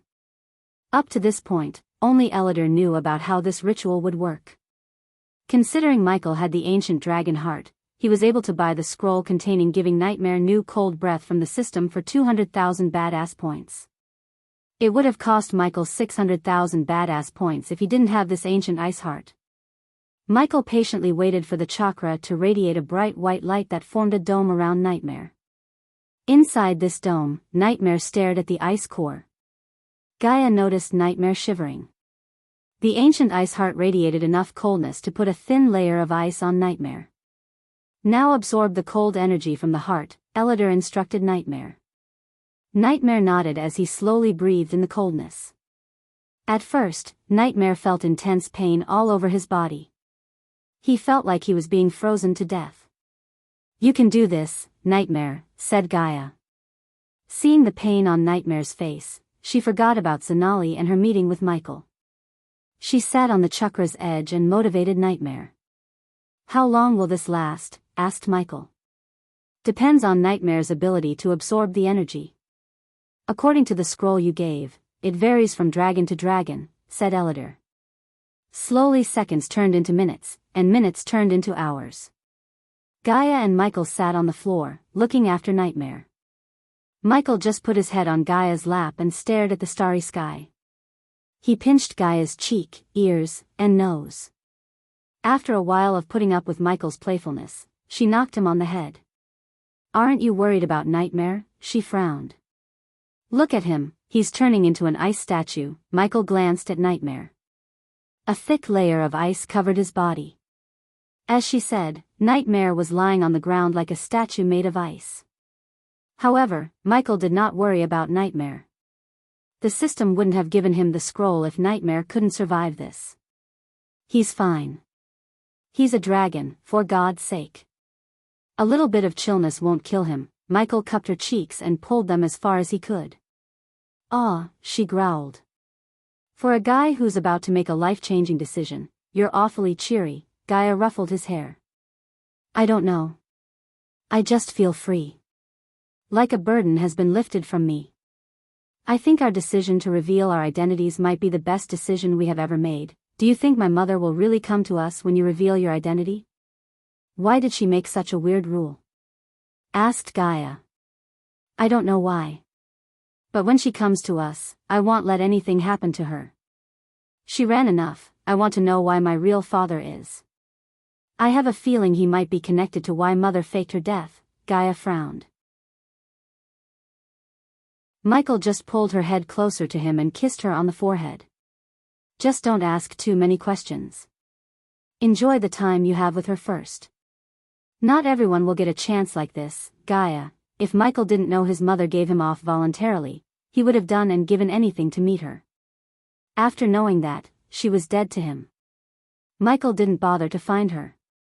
He had enough things to worry about. But deep down, he was still saddened by everything. Hence, Michael wanted Gaia to have the best time with Adelia instead of asking too many questions. Whatever problem Adelia was in, Michael would take care of them. After all, Adelia was family to him. The two of them spent hours talking in peace. Ellider did not return to the place until the next morning. He checked up on Nightmare. Shoo, when Ellider was about to speak something, Gaia shushed him. She glanced down at Michael, who was peacefully sleeping on her lap. Ellider nodded and left the pocket dimension. He had tasks over his head. For example, he had to create runes to build more mortars and teleportation arrays. After Ellider left the pocket dimension, Gaia looked after her two boys. Meanwhile, Zanali and Evan reached the capital of Thusia. This was Evan's first time coming to Ithilien. Hence, he was pretty surprised by the look of the city. Even the royal land in Elon paled in comparison to the city before him. Every building in the city was newly built with elegant architecture. Each building was surrounded by neatly pruned bushes and flowers. Maple trees stood guard on either side of the street. Unfortunately, the winter made the trees shed their leaves. Otherwise, the streets would have been covered with red and yellow maple leaves. Evan noticed people running through the snow with no smiles on their faces. As a matter of fact, they looked terrified. Several carriages headed toward the city gates. All these carriages seemed to have belonged to the nobles. Evan realized the war declaration of Ghost had affected the people more than he had expected. These people never lost their smiles when they waged war against Suvan, Zulon, and Northgard. They celebrated their army's valor because they knew the Thusian army would crush their foes. However, when they learned a half-immortal has taken over the cities their army conquered and taking the fight to them, they were terrified. Zanali and Evan decided to walk toward the castle instead of flying. She wanted to know how this war had been affecting the people. While walking through the snow-covered street, Evan and Zanali heard various conversations about nobles leaving the capital just to be safe. The commoners seemed to have a lot of trust in King Maxim, said Evan. He heard many commoners speaking so highly of King Maxim. They trusted their king to defeat even a half-immortal. There is something we are missing here, Guardian Captain, speak your mind, said Zanali. I know, Ghost. He is not one to make enemies so quickly without reason. There must be something that happened between King Max and him. I've never seen him so hell-bent on destroying something. Many nobles in Elon adored him because he was opportunistic. Among all the youngsters I know, he has the least enemies. We have to know the history between him and Thusia, isn't that obvious? No one knows about Ghost before he came to the river town. Whatever happened between him and Thusia, it must have happened before he came to the river town. I don't think he or King Maxim would tell us what happened. All we can do now is try to talk some sense into Princess Victoria, Zanali sighed. Guardian Captain. You don't actually think they would accept Ghost's terms, do you? Zanali shook her head. It doesn't matter what I think. We are tasked to try to stop the war. As far as I can tell, the simplest way to stop this war is to stop Ghost from launching an offense against Thusia and stop King Maxim from waging war against every kingdom there is. Unfortunately, the Alpha Guardians lost their chance to stop Ghost. So unless they bring in the Immortals, nothing can stop Ghost, Evan agreed with Zanali.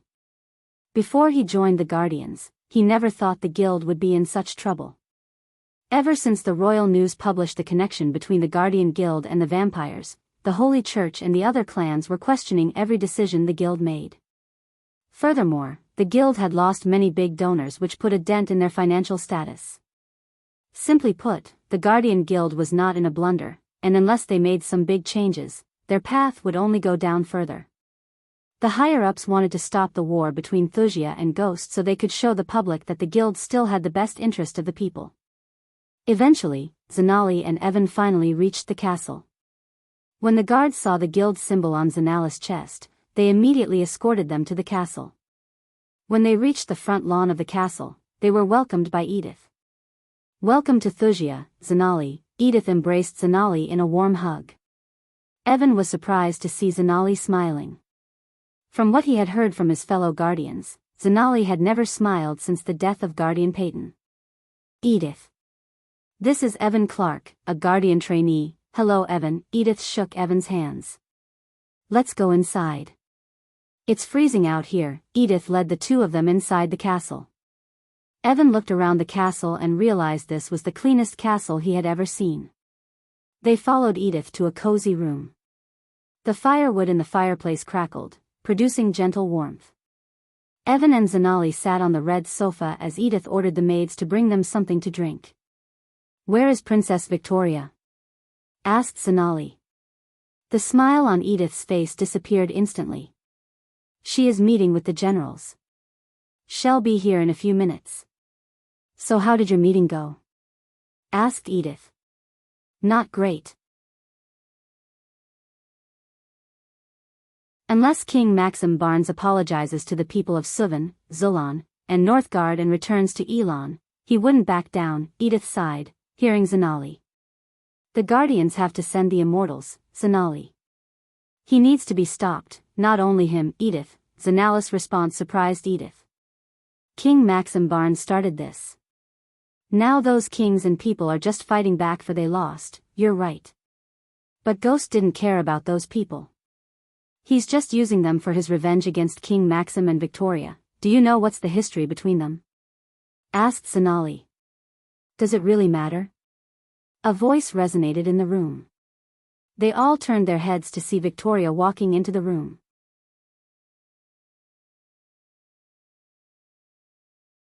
Chapter 712. Victoria shook Zanali and Evan's hands before taking her seat beside Edith. The maids quickly entered the room carrying a plate with 4 cups of hot chocolate on it. Evan felt refreshed, taking a sip of hot chocolate. Knowing the history between Thusia and Ghost might help us stop this war before it escalates any further, Princess Victoria, said Zanali.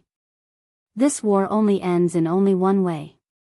Ghost will die by my hands. I will parade his head throughout my kingdom just like he did to my soldiers, Victoria sternly said. Even so. This will take so many lives. We have to try to prevent that, said Zanali. They are soldiers, Guardian Zanali. They know death is a part of their job. However, I won't let anyone discreet their bodies as Ghost. Evan sighed inside. Victoria seemed just as stubborn as Ghost. However, he couldn't blame her after learning what Ghost did to the Thusians. Although what he did was effective, it was a brutal tactic.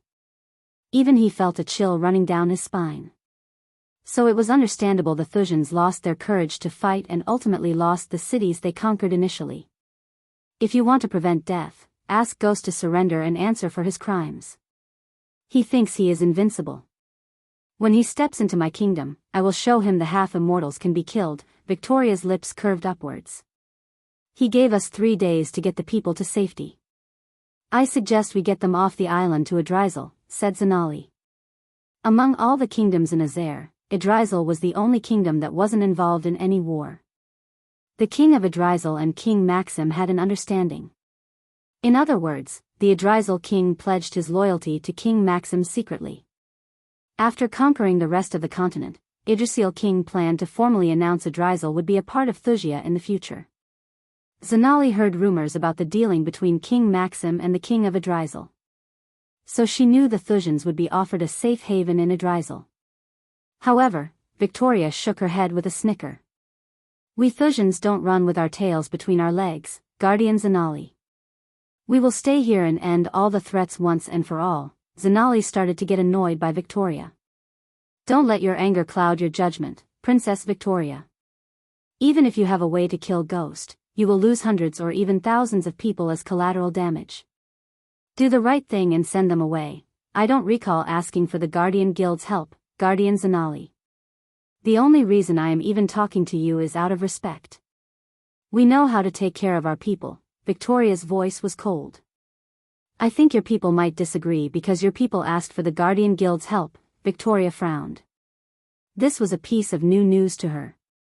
She glanced at Edith. Judging by the look on Edith's it was obvious to Victoria that Edith had forgotten to tell her about it. Some people are more afraid and have less trust in their king. If anyone wants to leave, they are welcome to leave, so, will you agree if I announce this to the people? As a guardian, I am obliged to help people in need. Especially when they are stuck between two armies, said Zanali. Victoria took a small sip. She pondered what Zanali had said. Deep down, she knew sending away the people was indeed the right move. However, after Ghost destroyed many of the powerful warships, Victoria was not in the state to afford to lose a ship from her fleet. The Thusian army needed every ship and soldier. Since Zanali was so keen on keeping the citizens safe, Victoria decided to use Zanali's soft spot to her advantage. If you want to get them to safety, bring the Guardian ships to the Golden Port. My warships will escort you, but they cannot travel with you to Adrizel, Evan sighed in relief. Finally, a good thing came out of their trip to the Azer continent. My ships are just an hour sailing from the Golden Port, Zanali's answer surprised everyone. She brought the warships of Nagaland itself to escort the Thusian out of Ithalan Island. Although Victoria kept what happened to her warships a secret, the Guardian had spies within the port. Hence, Zanali knew Thusia had lost several of their warships. You came prepared, Victoria exclaimed as Zanali nodded. What about the immortals in your guild, Zanali? Are they going to stand beside and watch let Ghost do whatever he wants? Edith opened her mouth. This time, he's attacking Tihuja. What if he decided to do the same to another kingdom? Who will stop him then? Asked Edith. To their surprise, Zanali chuckled. You do realize they are just fighting back, right? It was King Maxim who started this whole charade. We had the right reason to wage war, Guardian Zanali. Victoria creased her brows. Yeah, right, they couldn't tell whether she was being sarcastic or not. Victoria didn't get furious as she couldn't care less about what Zanali thought. Your guild will intervene soon, Zanali. Zanali turned her gaze toward Edith. She saw a glimmer in her eyes as though Edith knew something she didn't. After discussing the war for a few more minutes, they all went their separate ways. Victoria headed for the Golden Port with Zanali and Evan, while Edith went to meet Layla. They had 2 more days to get the Thusians to Adrizel. Until now, Victoria had no clue where or when Ghost would launch the next attack. This time, Victoria had ways to fight him. She needed to keep Ghost at bay until her father came out of his seclusion. The last time she heard from him, he was just a week away from reaching the half-immortal stage. With the cosmic energy running through his veins, he could kill Ghost in a few minutes. Almost a day later, Gaia saw a few cracks forming in the ice shield around Nightmare. A city blue glow appeared in Nightmare's chest. As seconds passed, the cracks grew bigger and wider. Human, I think Nightmare is coming out of his shell. Come here, Gaia said to Michael through the earpiece. When the sun rose in the morning, he left the castle to meet Saber. Today was the day he would give Michael an immortal killing weapon. Give me a minute, said Michael. The chakra gradually lost its glow. When the chakra completely faded away, Gaia stepped closer to Nightmare. Suddenly, the ice shell shattered into pieces. Gaia's hands instinctively raised her hands in front of her face to cover her face.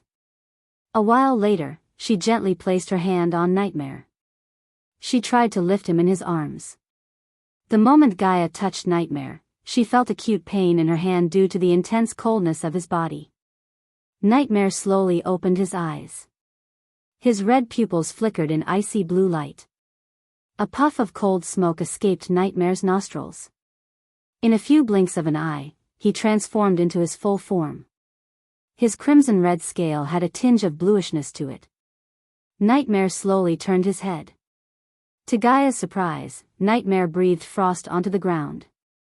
The ground immediately froze to the point it shattered. Nightmare did not stop as he kept breathing frost out of his mouth. He created a tall pillar of ice. Under Gaia's gaze, Nightmare's pupils returned to their usual crimson red. As she expected, Nightmare breathed fire, melting the ice statue. Even under the scorching heat, the ice pillar took a few seconds to melt. Finally, Nightmare turned his gaze toward Gaia. His mouth formed a haughty grin. He quickly breathed frost on Gaia. A thin layer of ice formed around Gaia as Nightmare giggled. "Are you cold?" Gaia shattered the shell of ice with a single punch. Her hand went numb. Anyone under the core strengthening stage would freeze to death immediately. Nightmare quickly shrunk his body and jumped onto her shoulder. "Ghost," Nightmare saw Michael appear in the pocket dimension. He walked toward them with a sword in his hand.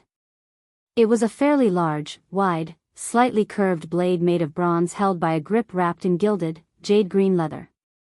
Dual-edged and razor-sharp, this weapon was made for those looking for power, versatility, and general awesomeness. The blade had a thin, slightly curved crossguard, just large enough to give the blade the perfect weight balance. The crossguard had an ornamented hawk beak on each side. Any oblivious man could tell this weapon wasn't created by just any blacksmith. A massive pommel was decorated with a rare gem. No expense was spared for this gorgeous weapon. The blade itself was engraved. Intricate decoration patterns had been carefully etched into the blade, which added mystery and supposedly more power to the weapon. This sword seemed to have been used only on rare occasions. None deserved the weapon more than the greatest fighters of all.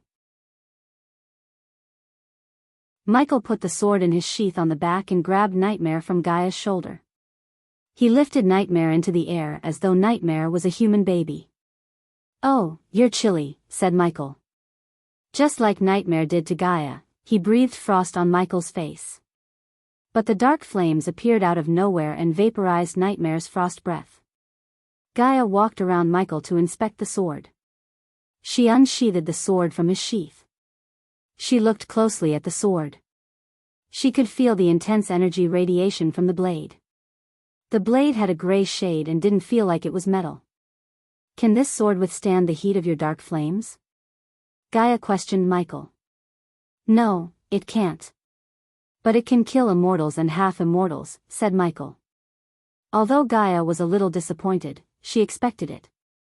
On the other hand, Nightmare was delighted to show Michael his new abilities, such as frost breath and creating a layer of ice on his body as a defensive measure. Michael noticed that after absorbing the ice dragon's heart, Nightmare's cultivation went from the core strengthening stage level 2 to level 6. "Now that this is over, we have to get to the castle. It's time to initiate the first phase of my attack plan," said Gaia with a grin.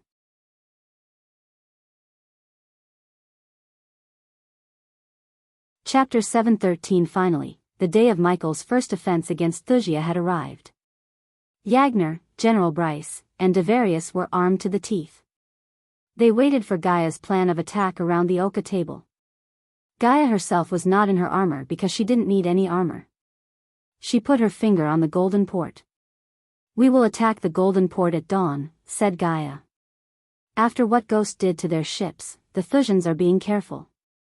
So only a large-scale attack here would bring their ships out. But don't worry, we have 2,000 warships with us." Yagner's brows arched up in surprise. 2,000 warships was a vast number. With that amount of ships, they could conquer any kingdom by the sea. He wondered where they managed to get these ships. Yagner's reaction was no different than the others. They all stared at Gaia curiously. "Our vanguard ships have a long-range weapon attached. So we will lay waste on Thusians from a safe distance. This will reduce the number of casualties on our side." "Who's going to deal with that dragon?" asked General Bryce. The images of that dragon flashed across his mind. It haunted his dreams. "Ghost will take care of that," they sighed in relief. Although the dragon was gigantic, terrifying, and at the fusion stage level 8, Ghost was half immortal. Of course, their battle would be frightening, but the odds were definitely against the dragon. While Ghost deals with the dragon, our ships will move forward. Since Golden Port doesn't have any space large enough to hold the Thusian army, and they would rely on naval power, it's safe to say we won't have much of a ground battle. But, Gaia raised her finger. She glanced at them for a moment before continuing. "We received numerous reports saying 2 fusion stage generals are stationed at the Golden Port. Where do they get all these fusion stage cultivators? They used to be so rare, and now, they are popping out from everywhere," Devarius expressed annoyance over the amount of fusion stage cultivators Thusia had. One couldn't blame him. While many other kingdoms barely had one fusion stage cultivator, Thusia had several. Only a handful of people knew how Thusia managed to produce several fusion stage cultivators in a short amount of time, and Gaia was one of them. Still, she did not indulge these three with anything about the cosmic stream. Anyone who learns about the cosmic stream would try to covert it. It belonged to Michael and the Order of Death. While our ships are destroying the Thusians, I will deal with the two fusion stage generals. You need any backup, General? Asked Yagner. Since Gaia was leading the army, everyone began to address her as General. No. I want the three of you to take a few men and destroy their warehouses. Yagner creased his brows. Gaia ignored their shocked gazes. This is where the Thusians stores their precious things before importing them to other kingdoms or distributing them to their own cities and villages. What's the point of attacking this warehouse? Asked General Bryce. To steal whatever they have stored inside, Gaia wryly smiled. From the outside, they will see we have destroyed their warehouse, which will send them a message to fear us. But in reality, we will rob them blind. But General, is it really necessary? Pillaging their warehouse is not an honorable thing to do. Yagner scratched his head as Gaia slammed her fist on the table. Are you kidding me? They have pillaged your cities, your women, and everything you had. Honor doesn't get you shit. If we don't change the way how we fight, we will never defeat King Maxim, who by the way did all the despicable thing there is to take over your kingdoms. General Bryce and Devarius felt the same way as Yagner, but they didn't dare to express their thoughts on the matter. Also, don't mistake this for a discussion. This is me giving you orders. So take your opinions and shove them up where the sun doesn't shine. Got it? After Gaia's outburst, they shut their mouths and just nodded to her plan. Whatever is inside, we will share it 50-50. If any of you feel like this is not an honorable thing, Gaia air quoted the word honorable. You can let go of your share. Do you have any idea what's inside? A rough idea, perhaps? Asked Devarius, quickly trying to change her mind. I would have if you guys had better spies. Gaia rolled her eyes. After Michael's attack on the Golden Port, Victoria herself visited the place and rounded up all the spies. With Edith's lie detector array, the spies stood no chance. Let's just say we got to the warehouse successfully. What then? How do we take their things? Asked General Bryce. As though Gaia was expecting this question, she grinned. Then, with a flick of her wrist, she took out a dark gray scroll. She opened it up to reveal various intricate runes engraved on it. None of them had an idea what this would do, but they could tell it was somehow to help them steal everything inside the warehouse. It's a teleportation scroll, except it would only teleport things, said Gaia. Elidor personally designed the scroll. The downside of this teleporter scroll was it could only teleport things with minimum energy radiation. For instance, if there were sacks of grain or gold, it could teleport them. However, the teleporter would fail if there were a potion, dragon bones, or anything with high energy radiation. Gaia lied when asked if she had any idea what was inside. The truth was she knew exactly what was inside. The Thusians were storing grains, food, gold ore, metal ores, and crates of potions. Due to Michael's sudden attack, they were able to properly distribute the things to the cities. Since Michael was leaving for the southern continent after this war, he planned to take them with him. It was a simple enough task. So she believed the trio could complete the task without any problems. Since this will be a naval battle, we don't have much need for your armies. Take this as a gift from Ghost, General. Devarius called out for Gaia. What about Northgard? When are we planning to retake my kingdom? Good question. After we take over the Golden Port, the Thusians will be forced to take a huge chunk of their troops from the Northgard and station them in their own cities. That's when we make our move. The only reason why we didn't do it until now is the collateral damage. I won't be surprised if the Thusians used your people as hostages to escape our wrath, said Gaia. Although Michael could destroy Thusian armies in a few hours, he chose not to because he wanted to learn the art of war through this war. After all, Michael would lead his army against powerful people in the future. He couldn't rely on his power alone. Instead, he needed his wits and experience in wars. Hence, Michael treated this as a war simulator. Devarius pondered what Gaia had said and agreed with her.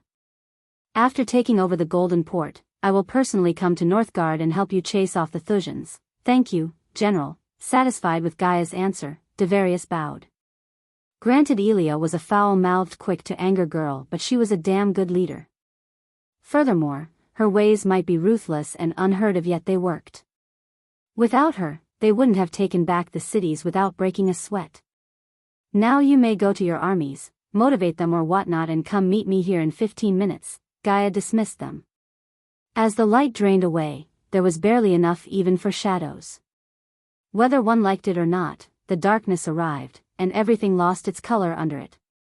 Even the stars and moon cowered behind a dense layer of cloud, giving the air a tincture associated with the world before a storm.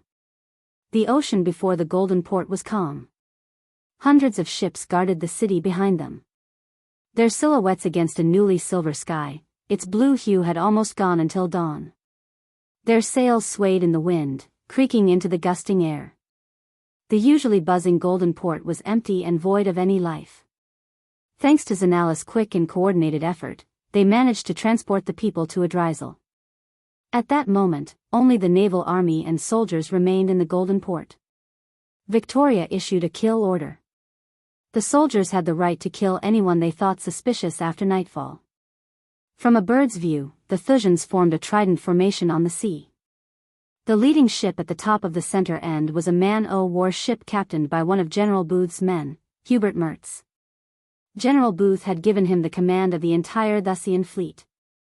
The best minds from Thusia came up with the trident formation. Furthermore, they had a kill squad waiting for Ghost if he decided to show up. This kill squad contained 70 men, all personally picked by General Booth himself. They were the best of the best, armed with an immortal killing spear. General Hubert Mertz was an old man with long white hair and a beard. He was armed to the teeth with crimson-red armor. Every inch of his armor had a rune engraved in it. They radiated a dim glow under the dark sky. His calm eyes swept across the ocean. He let the soothing sound of the waves calm his mind and soul. The soldiers behind him weren't nervous as they were all war veterans. Yet, even the threat of a half-immortal couldn't shake their resolve. They all waited for the enemy ships to appear. The last time, the enemies caught them off guard by suddenly appearing out of nowhere. This time, they were prepared. The moment the space distorts, the arrays in the sky would alert all the ships of the enemy's presence. Edith herself designed all these arrays to give them an edge against Ghost and his army. General Hubert looked over his shoulder and saw his second-in-command, Albert Mertz, his grandson, walking toward him.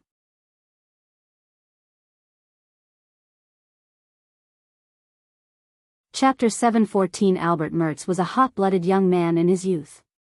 He was one of the men who received the gift of cosmic energy thanks to his undying loyalty toward King Maxim Barnes. As a result, he became a soul-refining stage cultivator.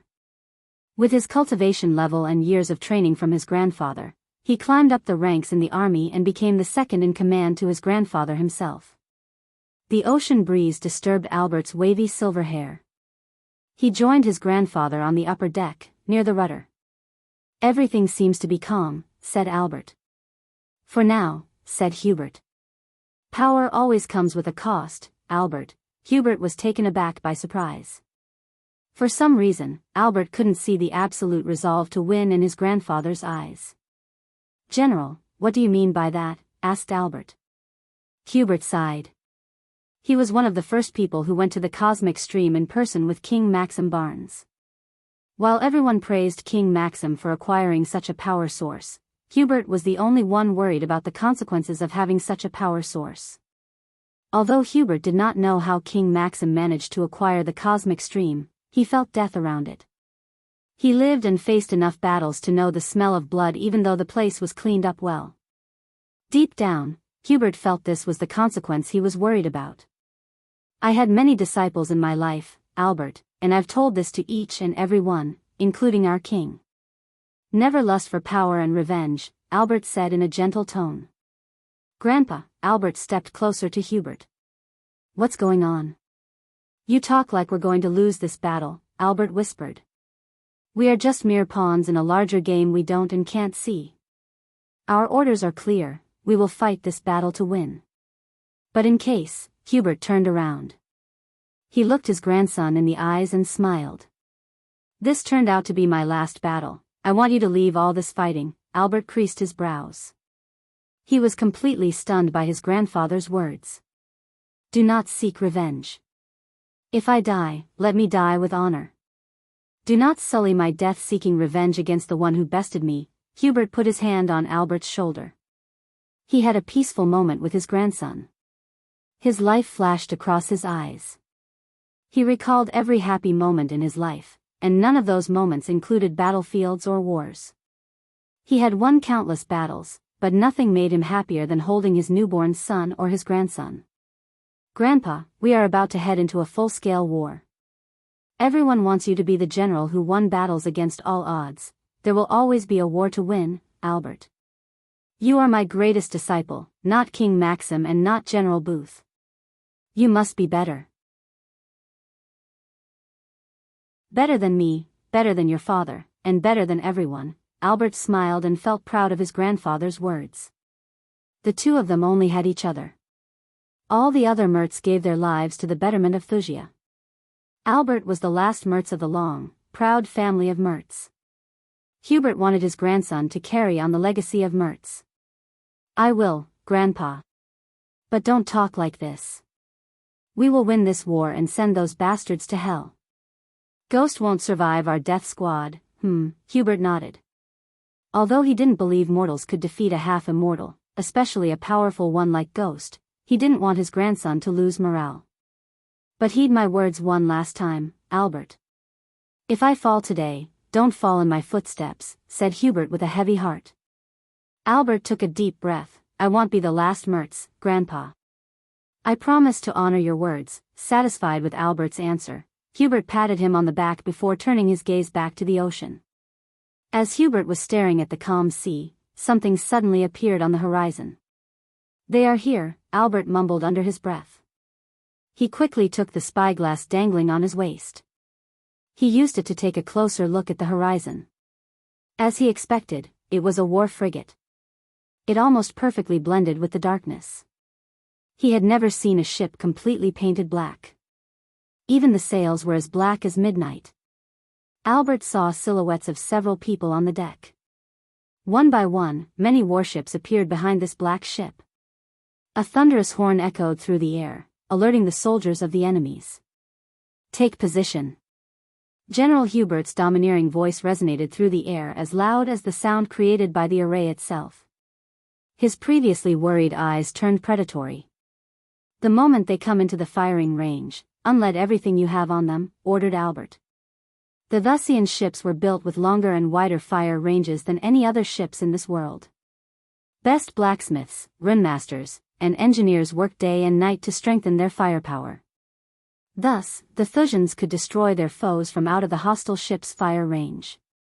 None of the kingdoms in Azer survived the assault of the Thusian naval army. To attack the Thusian ships, the hostile ships had to sail forward.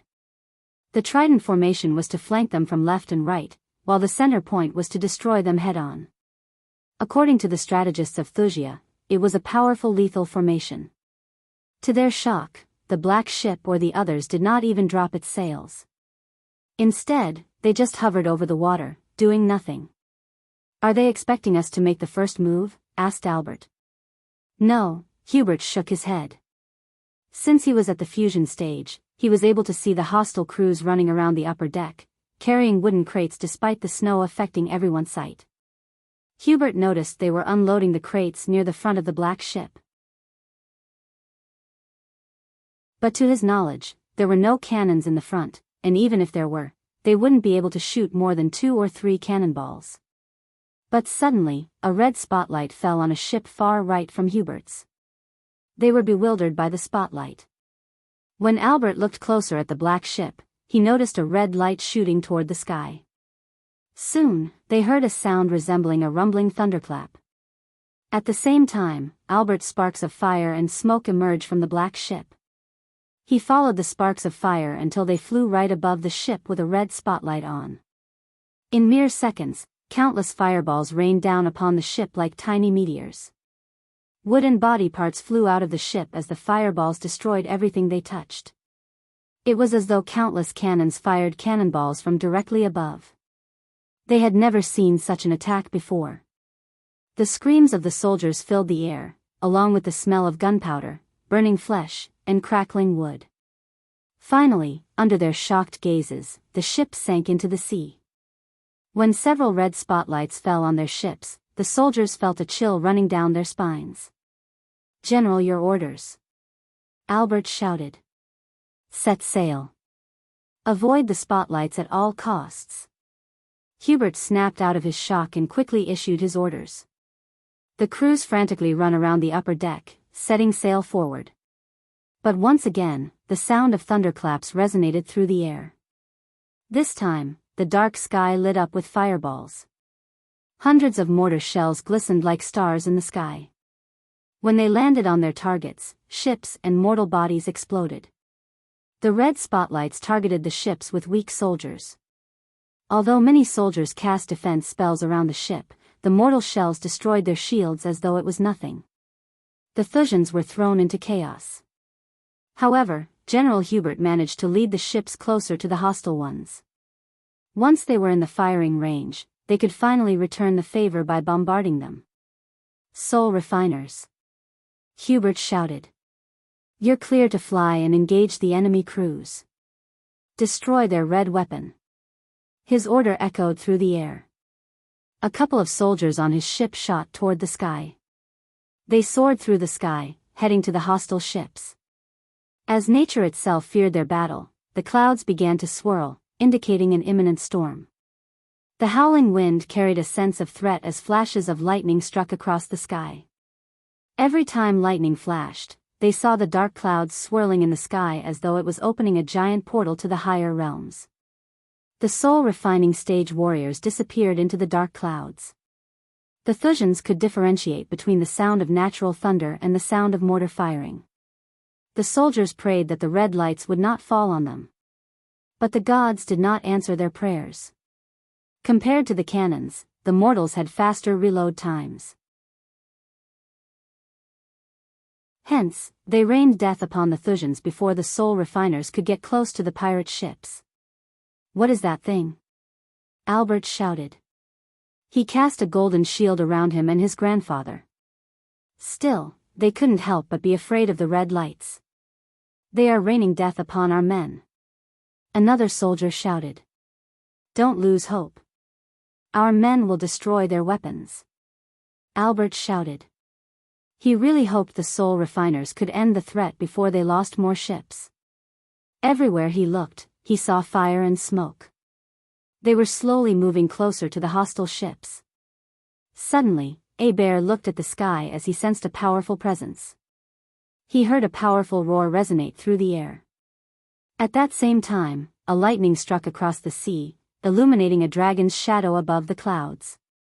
"She is here," Hubert mumbled under his breath. "It's that damn dragon," Albert growled. The soldiers stationed at the Golden Port a few days ago couldn't forget the terrifying roar of the dragon. A mere shadow of it was enough to terrify them. "Fire the signal." Hubert amplified his voice with celestial energy.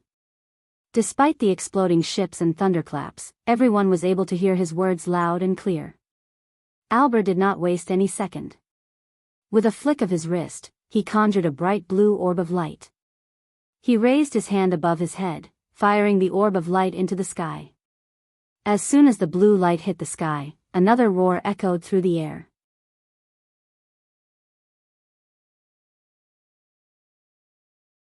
Chapter 7:15 The Thusians saw the royal dragon in the sky. It casts a shadow dark and big enough to turn the area darker. Every flap of its wings put out the fire on the sea.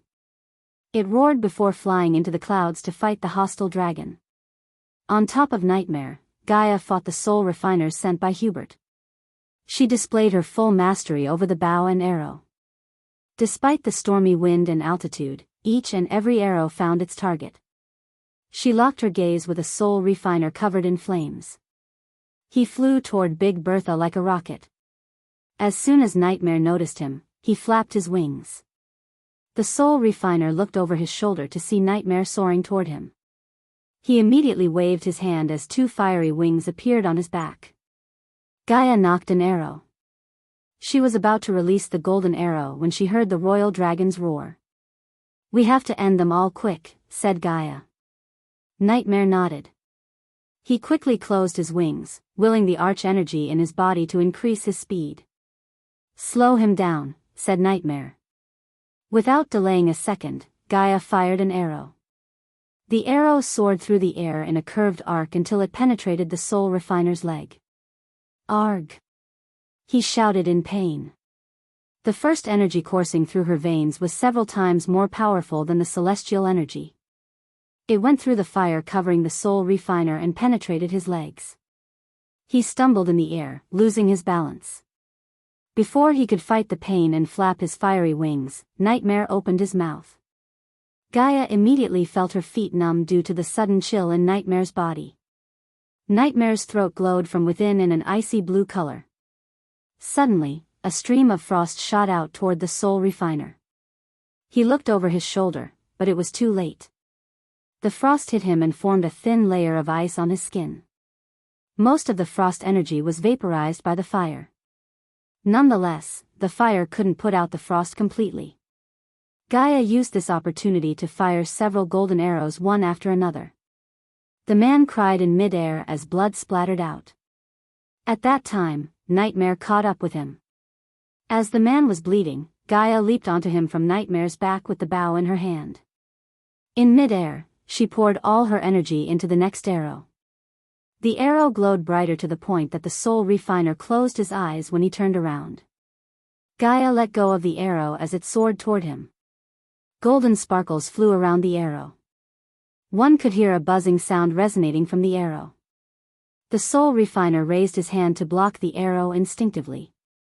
However, it penetrated his hand and went straight through his head. The flames faded away from his body before his lifeless corpse fell from the sky. Gaia was about to fly back to Nightmare when she saw the shadowy silhouette of the royal dragon under the clouds. "Look out!" Gaia shouted at Nightmare. Nightmare immediately sensed a danger.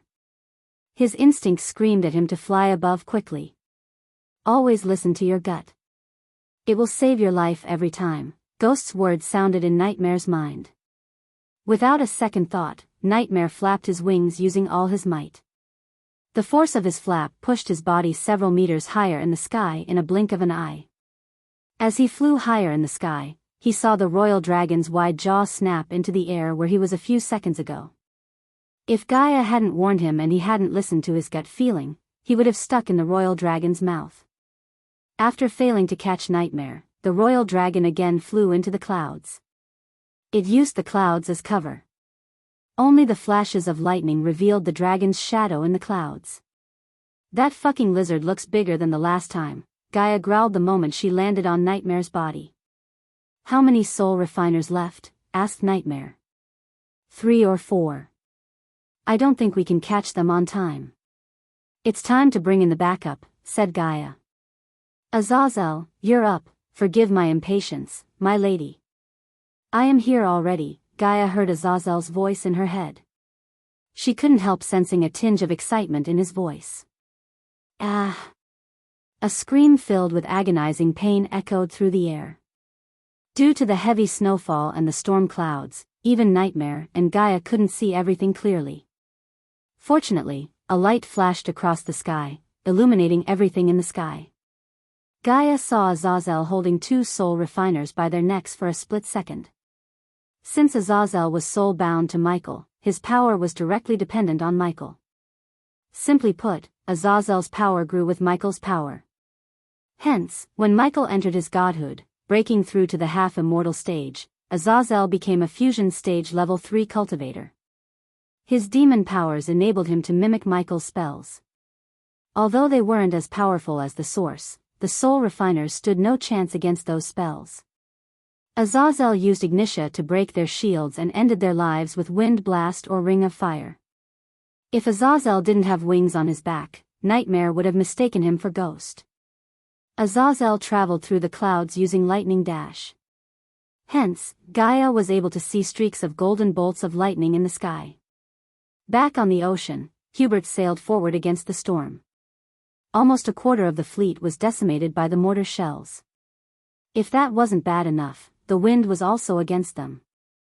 As a result, their ships couldn't move as fast as he had hoped.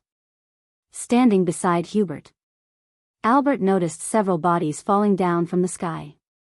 The sky above them lit up with various colors like gold, violet, icy blue, and jade green. But they didn't terrify the soldiers as the red spotlight. Few more minutes, and they'll be in our firing range. Out of the blue, Nightmare dived down through the clouds. The Thusians on Hubert's ship were almost thrown off balance by Nightmare's speed. He was so close that his body touched the masts. "Duck!" Albert ordered, fearing the dragon might breathe fire upon them. In stark contrast, they saw the dragon breathing frost and forming an ice wall on the ocean. "Shatter the walls!" Hubert shouted as the soldiers began to cast spells. Nightmare's frost almost froze the sea. He took a complete 180 turn to return toward the Thusian ships. This time, Nightmare breathed frost on the ships. The stream of icy blue frosted several ships in a line. The soldiers were turned into ice statues, as well as their ships. "Look over there!" Hubert heard Albert shout. He jerked his head to the side to see a girl slaughtering the crews on a ship next to them. She moved through the upper deck like a blowing wind. The soldiers couldn't even track her movements. Hubert saw her stab the soldiers with the golden arrow in her hand. "Fire!" Albert ordered the ships. The Thusians immediately bombarded the ship Gaia was on with all they got. However, they were too late. Gaia leaped into the air. At that same time, Nightmare came flying to her. She landed on his back and disappeared into the clouds. "Where is the royal dragon?" Albert shouted. His eyes turned bloodshot with fury. They were getting slaughtered left and right. Albert thought the Thusian naval army was undefeatable, and they had all the state-of-the-art weapons. Today, he was proven wrong. Ghost and his army bested their strategy, their formation, and everything with overwhelming power. They rained death and destruction from above. "Someone else is there." Hubert saw a silhouette of a man with wings in the clouds fighting the royal dragon.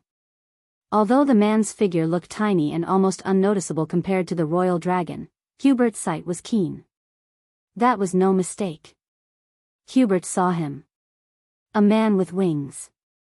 "General, they are sailing away." Another soldier's shout snapped Albert out of his shock. He quickly used his spyglass to glance at the hostile ships. His vision was completely blurred because of the storm and the heavy snowfall. Still, he could vaguely see the hostile ships sailing away from them. "They are trying to get away from our firing range," Albert shouted. The only way to fight back was to fire back. Except, they could do that only if the hostile ships were in their firing range. Albert panicked. As long as the hostile ships were out of their firing range, they would rain down mortar shells and decimate their ships from a distance. "Albert!" Hubert had to shout despite the short distance between him and his grandson. The howling wind made communicating without amplifying his voice with arch energy a pain. "General!" Albert came running to Hubert. "I am going to give you the command and deal with those ships myself." "General, let me come with you." Albert raised his voice. "No," Hubert shook his head. "I need you to lead our army here." "No dash, this is an order, soldier." Hubert shook Albert by his shoulder. After hearing Hubert's last words, Albert couldn't argue with him anymore. "Yes, General." Albert slammed his chest with his fist, saluting Hubert. "Second in command Albert will be in charge while I am away. Heed his commands as they were mine." The Thusians were taken aback by surprise. But the veterans knew it was the right move. If Hubert had gone to the other side and destroyed the long-range cannons, they might have a chance to turn the tides of this battle. Yes, General. The Thujans shouted in unison. Hubert threw a last glance at Albert before shooting toward the sky. In a few seconds, he disappeared into the clouds. As much as Albert wanted to follow his grandfather, he had responsibilities. As a proud Mertz, he put duty before family. Full sail. Albert raised his voice. Give me everything you have. I want those bastards in our range yesterday. Albert's orders echoed through the air. As they were sailing forward, streaks of lightning flashed across the sky. They almost turned the night into a day for a split second. Then, violent roars of the dragons overshadowed the rumbling thunder. At that moment, for some strange reason, Albert felt like he was being stared at by a god from above.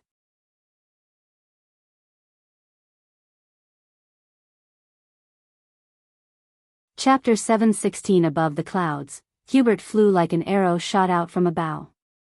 He cut through the clouds against the snow and the howling wind. A tornado formed right between the Thusian army and their foes. This tornado brought down the wrath of gods as streaks of lightning struck down without a break. As he was flying forward, he saw the royal dragon in the distance. It was battling with the man with wings. Steam of violet flames shot out of the dragon's mouth. Hubert searched for the frost-breathing dragon and the girl. But they were nowhere to be found. His neck hair suddenly stood up as though there was some danger nearby. He quickly swayed his body before dashing away to the side. Only then did he realize that he had missed a golden arrow to the head by an inch. He turned around to fight the frost-breathing dragon and the girl. Hubert had a feeling this girl might be as strong as him or stronger. Furthermore, she was with a dragon which gave her an overwhelming advantage. But to his surprise, the girl jumped off the dragon. The two of them stared at each other as the dragon flew into the clouds, disappearing from Hubert's sight. Hubert Mertz, General of the Thusian Naval Army. Mentor to Booth and King Maxim himself, you seem to know me, said Hubert. It's my duty as a general to know my foes. Hubert clenched his fist. He recalled everything he had read in the reports from Zulon and Suvan. She paraded the corpses of the fallen Thusian soldiers to inflict fear. Such a brutal tactic for a gentle-looking girl. Order your men to stand down. We can avoid all this death and bloodshed, said Gaia. She looked down on the sea to see Thusian ships sinking to the bottom of the ocean. The mortars were as powerful as Michael had explained. Seeing them in a real battle showed Gaia why Ghost and Elidor spent such a long time creating this weapon.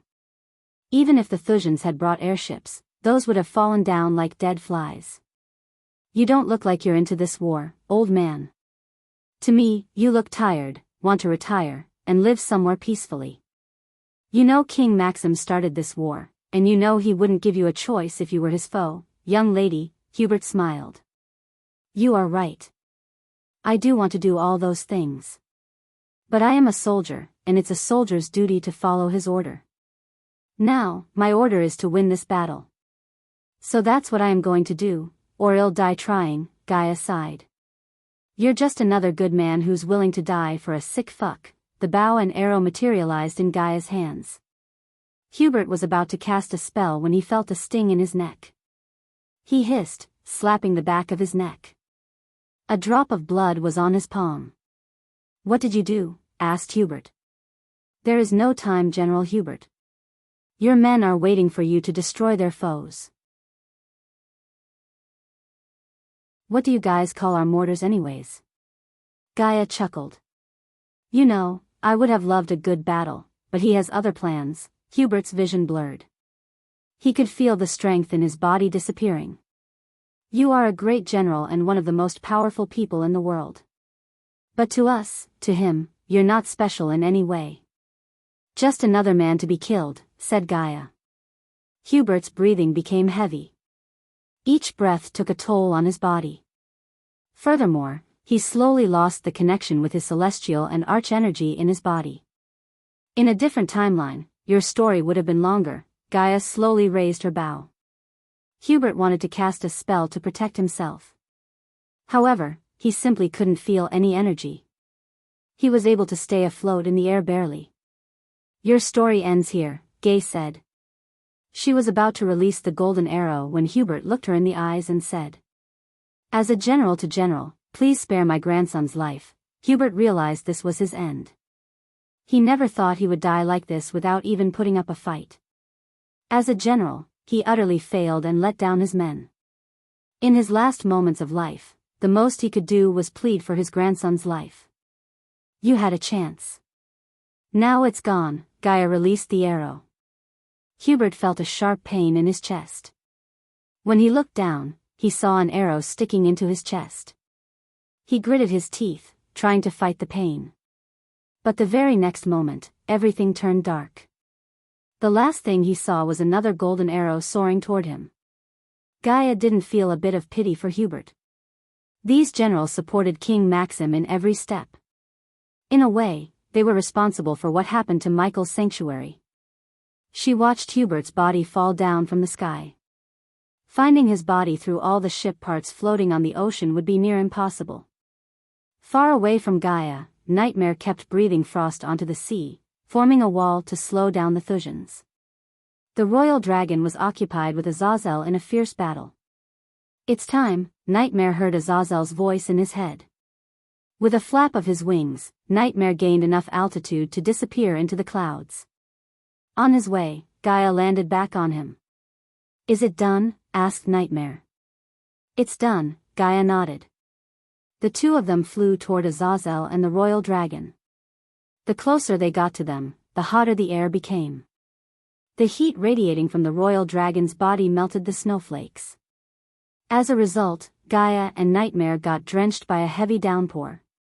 The royal dragon flew left and right, trying to bite Azazel. Violet flames shot out of its mouth to burn down Azazel. Gaia could tell the dragon and Azazel were at a stalemate. Suppose the royal dragon brought backup, this battle would have gone in a different way. Yet, the royal dragon was too proud to fight along with anyone else. Its pride would be its downfall. While the sea was filled with dead bodies, burning ships, and a freaking tornado, a group of soldiers gathered in one of the buildings in the Golden Port. They watched their men getting slaughtered left and right without lifting a finger. General Franklin witnessed the death and destruction rained upon the Thusian army from above. Unlike General Hubert, General Franklin was young. None would tell he was older than 50 or 55. He was bald, masculine, and taller than an average human. The noticeable thing about Franklin was his metal arm. He lost his right arm, saving King Maxim from an assassination attempt. King Maxim showed his gratitude by tasking his best engineers to build this metal arm instead of finding a 6-star healer to help Franklin grow a new arm. To be honest, Franklin liked this new arm of his. Although he wanted to fight alongside the Thusian naval army, he had his orders. No matter what, they were ordered to stay hidden until Ghost showed up. When he did, he and his men had to engage him and kill him with the immortal killing spear. All of his men wore the same dark robes to blend in with the dark sky. His unit consisted of 50 men. They were all plucked from the Thusian Royal Academy, the best of the best. These youngsters were dying to prove themselves. If General Booth had given them and ordered him to kill Ghost, a half-immortal, Franklin would have laughed his ass off. But it wasn't the case. General Booth gave these men an immortal killing weapon and, more importantly, a plan that could work. None of them uttered a word despite all the death and destruction. They were trained to speak when they were spoken to. Franklin and his men had no expressions on their faces. To them, all that mattered was Ghost and his death. Meanwhile, Gaia and Nightmare finally joined Azazel. The moment the royal dragon saw Nightmare, its eyes turned predatory. It bore its teeth and roared. His roar was filled with vengeance. Azazel quickly jumped onto Nightmare's back beside Gaia. The royal dragon flapped its wings as it started to chase after Nightmare. But instead of flying forward, Nightmare flew upwards. The royal dragon's massive body turned into a colossal disadvantage as gravity pulled the royal dragon down more than it pulled down Nightmare. Gaia turned around, firing arrow after arrow at the royal dragon. On the other hand, Azazel used the wind blast to hit the dragon before it could use the dragon's breath. Nightmare flew higher and higher against the wind. Breathing became difficult for both Nightmare and Gaia. Nightmare flew higher to the point they no longer saw any storm or snowfall. The royal dragon opened its mouth wide to sink its teeth into Nightmare. Gaia held onto the spikes on Nightmare's spine to avoid losing her balance. Now would be a good time, Gaia shouted, looking at the violet glow inside the royal dragon's mouth. She felt the temperature rising by several degrees. It was evident the royal dragon was about to use its dragon breath. She could swear she saw the royal dragon grin devilishly. Nightmare was exhausted. Every flap of his wing took a great effort. Finally, Nightmare lost his strength. He closed his eyes as the royal dragon opened its mouth as wide as it could. Anyone in this situation would panic or shout, but not Gaia. A grin emerged on her face. When Nightmare was about to fall down, a bolt of lightning struck the royal dragon from above. The lightning bolt struck straight into its wide-open mouth. However, it was not just a lightning bolt. Instead, it was Ghost who flew straight into the dragon's mouth using the lightning dash. The moment Michael went into the royal dragon's mouth, the dragon's predatory eyes glistened with pain. The smell of burning flesh overwhelmed their senses. Why? Because Michael covered himself with the dark flames.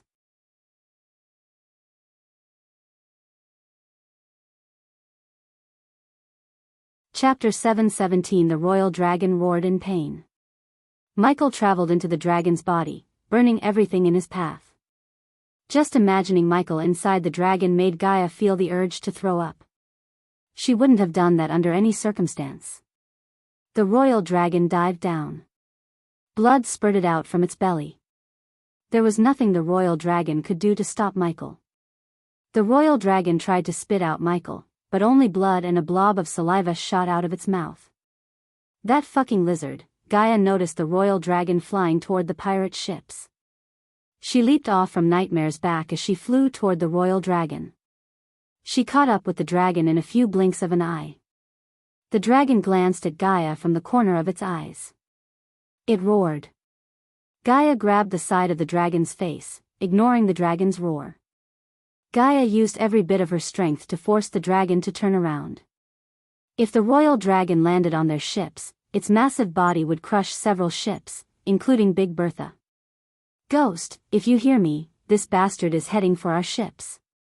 Kill it faster, said Gaia. As though Michael had heard her words, the dragon roared in agony. Gaia punched the dragon as she put all her strength into pushing the dragon to the other side. Nightmare dived down through the clouds, hitting the royal dragon like a freight train. He bit the royal dragon's wings, almost tearing it off. On the other hand, Azazel also joined Gaia. It took all the strength in their bodies to finally turn around the dragon. Considering they were close to the dragon, they were able to hear a thumping sound coming from within the dragon. The royal dragon slowly lost its strength. Its inside was burnt to jelly by the dark flames. The light of life slowly faded away from its eyes. Victoria, to their shock, the dragon roared Victoria's name. For the first time, they heard the royal dragon speak. The moment the dragon roared, a fist came out of the dragon's skull. Hot blood splattered on Gaia's face. It felt almost like hot lava. The dragon let out a final roar before starting to fall down.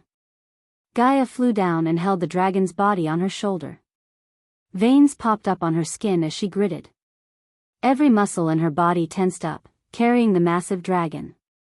Azazel and Nightmare did not let Gaia share the weight alone. They joined her as Azazel took the dragon's head and Nightmare lifted its lower belly. The three of them slowly turned around and headed toward the Thusian ships. Albert led the Thusians toward the pirate ships. He was able to navigate the ship around the tornado. The storm was a blessing disguised as a curse.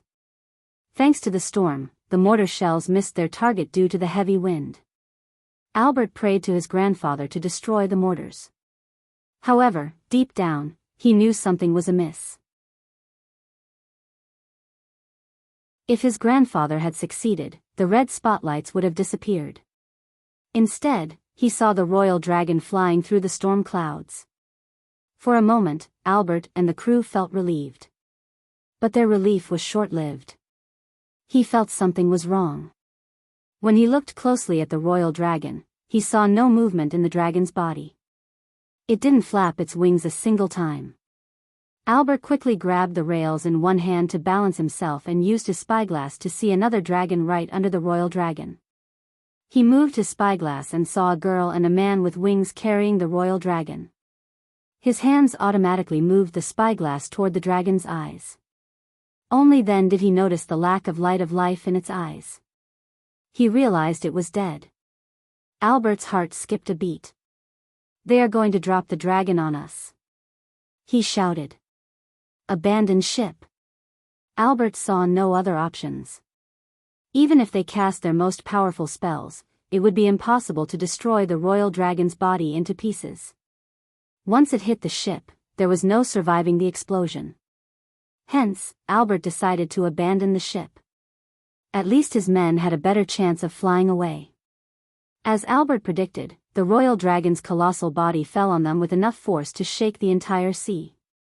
At least 20 to 30 ships were blasted off from the sea by force.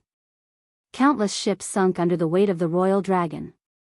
The moment the dragon hit the ocean, the collision force resulted in massive tsunami waves. The waves completely overthrew the frontline ships and destroyed their formation. It was the final nail in their coffin. Albert barely managed to escape the blast. He hovered in the air with a heavy heart, looking at his ship sinking into the ocean. He clenched his fist. They were utterly defeated. Suddenly, a bolt of golden lightning struck the royal dragon. His hands instinctively covered his eyes. The flash was too bright. When he moved his hands to the side, he saw a figure slowly emerging from the lifeless corpse of the royal dragon. He was completely covered in blood. But the heavy downpour washed off the blood from his body, revealing his identity. "Ghost," Albert mumbled. Albert's nail plunged into his palm. He couldn't keep his anger in control when he saw Ghost smiling at all the death and destruction. The burning ships almost turned the dark night brighter. Michael had a glass bottle in his hand. It contained the blood of the royal dragon. Thanks to Gaia and Nightmare killing the soul refiners, Michael was able to reach the half-immortal stage level 6 when he slew the royal dragon. He summoned the system to take a look at his status window. Host, Michael cultivation level, half-immortal level 6 godhood, fledgling god experience points, 0/5,000,000 badass points, 800,000 skills and spells, wind blast, LVL 6 ultimate form level 1 eyes of doom, LVL 5 ultimate form level 1 responsive shield, LVL 8 environment scanning, LVL 8 ignitia, LVL 8 ultimate form level 1 Silenes, LVL 1 lightning dash, LVL 6 ultimate form level 1 energy devour, LVL 5 soul eater, LVL 5 death range, LVL 3 eyes of darkness, normal, can sense the cultivation level of others. Eyes of darkness, Lucifer, can sense the cultivation level of others, can see through illusions. Cloud of darkness, Lucifer, weak-willed enemies will lose their courage completely and surrender. Death range will be 50% more powerful, and if activated in darkness, the host's cultivation level will be boosted 4 levels up regardless of the stage barrier. Wordless spellcaster, Lucifer, in full Lucifer form, the host just has to think of the spell to cast it.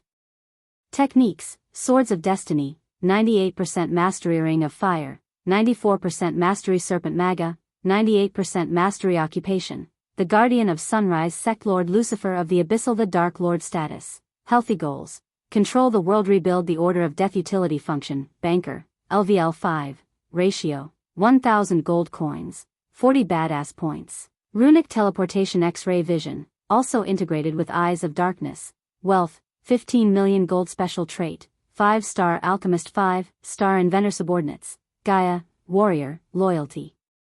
Level 100%, Raylene, 5-star chef, loyalty level 99%, Arya, assassin, loyalty level 89%, Maxine, warrior, loyalty level 98%, Tiberius, Warrior, loyalty level 75%. Sadie, loyalty level 60%. Ricky, loyalty level 98%. Titus, loyalty level 70%. Optimus, loyalty level 70%. Big Bertha crew, pirates, loyalty level 93%. Base of operation, Sunrise Secto Abyssal the Crypt Familiars, Nightmare, Forest Dragon, Vidora, Three-Headed Hydra, Elemental Manipulation, Wind 20% Mastery, Fire 20% Mastery, Lightning 30%. Mastery, Darkness 35%. Michael was neither happy nor disappointed at himself. All he felt was the urge to be stronger. The destruction of Thujan's ships made him happier than seeing his status window. He clenched his fist. He wanted to kill the rest of the Thujans. As soon as he exited the system, he sensed several people rushing toward him from all directions. "Let me take care of them," Michael heard Gaia's voice. But he raised his hand, wordlessly telling her to stand down. "Take care of the soldiers. Destroy half of their ships, and I will take over the rest," Gaia finished Michael's words. The soldiers flew straight toward him. All wore identical clothes. They covered their heads with dark cloaks. Michael wondered what they were trying to achieve by heading straight toward him. The strongest one among them was a fusion stage level 4 cultivator. Even if they were all fusion stage cultivators, they would have no choice. The majority of the soldiers were at the core formation stage. Michael was confused. Still, Michael did not underestimate them. He flew away from the battlefield into the dark clouds. He quickly cast the lightning dash to increase his speed. The distance between Michael and the soldiers grew quickly. Michael did not slow until he flew straight into the tornado itself. By doing this, Michael tested the soldiers' resolve to kill him. In other words, Michael wanted to see how badly they wanted him dead. To Michael's surprise, the soldiers did not slow down, not even a bit. Michael slowly disappeared into the dark tornado. The soldiers finally slowed down a bit. They couldn't locate Michael. "Use the tracking scroll," Franklin, the leader of the elite death squad, ordered his men. One of them quickly took out a glowing silver parchment. A single rune radiated a bright silvery light. The soldier quickly tore it in half as the glowing rune appeared in the air above them. In the center of the tornado, Michael saw a thin yet bright layer of light appear on him.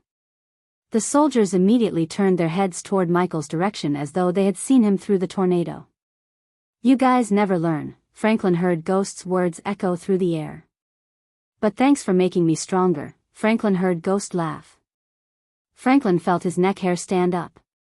Before he could react, hundreds of golden lightning bolts struck from above. He immediately took out another scroll, tore it, and teleported away. Those who managed to react in time escaped. The others just fell from the sky with one or more holes in their bodies. "Teleportation won't save you," said Ghost. "Raven maneuver," Franklin shouted. Michael saw the remaining soldiers flying in some kind of formation. They all raised their hands as their bodies multiply in number. These illusions were meant to disorient Michael. This time, Michael felt his neck hair stand up. He immediately dashed away, missing the golden spear to his heart by a few inches. The golden spear disappeared before Michael could take a closer look. Finally, Michael realized their plan. An immortal killing weapon, Michael mumbled under his breath. He could tell their plan was to confuse Michael, hide the spear and stab him with it when he least expected. The plan would have worked if Michael had not upgraded his environmental scanning.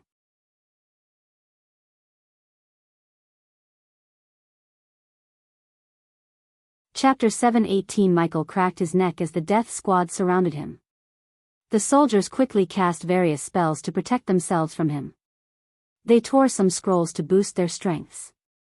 Although Michael did not know what these scrolls would do, he could tell they were fully prepared to face him. Furthermore, the soldiers hid the golden spear.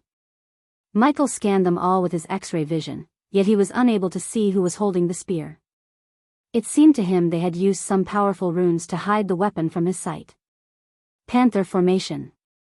Michael saw the fusion stage warrior shout. Following his order, the soldiers took out a yellowish pill and tossed it into their mouths. Michael was surprised by the energy radiation from the pill. They were all at least 96% pure pills, which meant they were concocted by a 6-star alchemist. Michael looked at the soldiers curiously to see what the pill could do. They soon quenched Michael's thirst for curiosity by dashing toward Michael faster than a typical core formation warrior's abilities. Granted, they were now here close to Michael's speed, but they were fast enough to make a soul refiner lose their sight. To Michael's surprise, a golden spear appeared in everyone's hand. Not that Michael had no way of finding out the real spear, he just wanted to try something else. Michael hovered in the air without moving an inch. He didn't even cast a spell. The soldiers didn't hesitate to strike Michael. Instead, they dashed at him with the ferocity of a beast and swung the golden spears left and right. The spear cut through Michael's clothes. Still, none of the spear strikes hurt his skin. After being tempered by the lightning strikes when he crossed the heavenly tribulation, his body became tough as metal. Normal weapons such as these golden spears stood no chance of hurting him, unlike the real golden spear. On the other hand, Gaia, Nightmare, and Azazel slaughtered the soldiers on the sea. The more people they killed, the more experience points Michael earned. Azazel especially turned into a killing machine. He didn't even use any spells but killed them with his bare hands. At that moment, Gaia landed on a frigate. Nightmare breathed frost around the ship, freezing the water to prevent the ship from moving. The strongest soldier on the deck was a core formation warrior. He was busy turning the rudder until Gaia sent an arrow straight through his head. His crew panicked. Several chakras appeared around Gaia as the remaining soldiers began to cast spells. However, Azazel landed directly on the center of the deck. He flapped his wings, sending a powerful gust of wind. Some soldiers were immediately knocked down by the wind's force. Azazel leaped into the air before landing right beside 2 soldiers. The soldiers panicked, and before they could react, Azazel grabbed their heads. Gaia saw their heads explode like watermelons. Until now, Gaia had never seen the demon side of Azazel. Truth be told, she almost forgot Azazel was a demon and not a butler. He mimicked Michael's lightning dash to wreak havoc on the deck. In a couple of seconds, Gaia saw several bloody veils of mist in the air. Eventually, the soldiers fell down without their heads. Nightmare's kills were less brutal than Azazel's. He just flew above the ship, breathing frost to freeze the soldiers. After he froze them completely, Nightmare landed on the ship with enough force to shatter the frozen soldiers. Gaia only focused on killing the strongest one on the ship. He let Nightmare and Azazel have fun. What's happening there? Gaia looked at the swirling tornado. He couldn't see anyone or anything except blue bolts of lightning. Deep inside the tornado, the Death Squad soldiers led by Franklin went all in. They cut Michael's clothes into pieces. Michael ripped off his top, revealing his chiseled muscles. He waited for the real immortal killing spear to strike him. Star formation, Franklin shouted. They couldn't even make Ghost bleed a drop of blood until now. This was the first time Franklin had fought a half-immortal. He read about how tough their bodies were, but it was still shocking to experience it in person.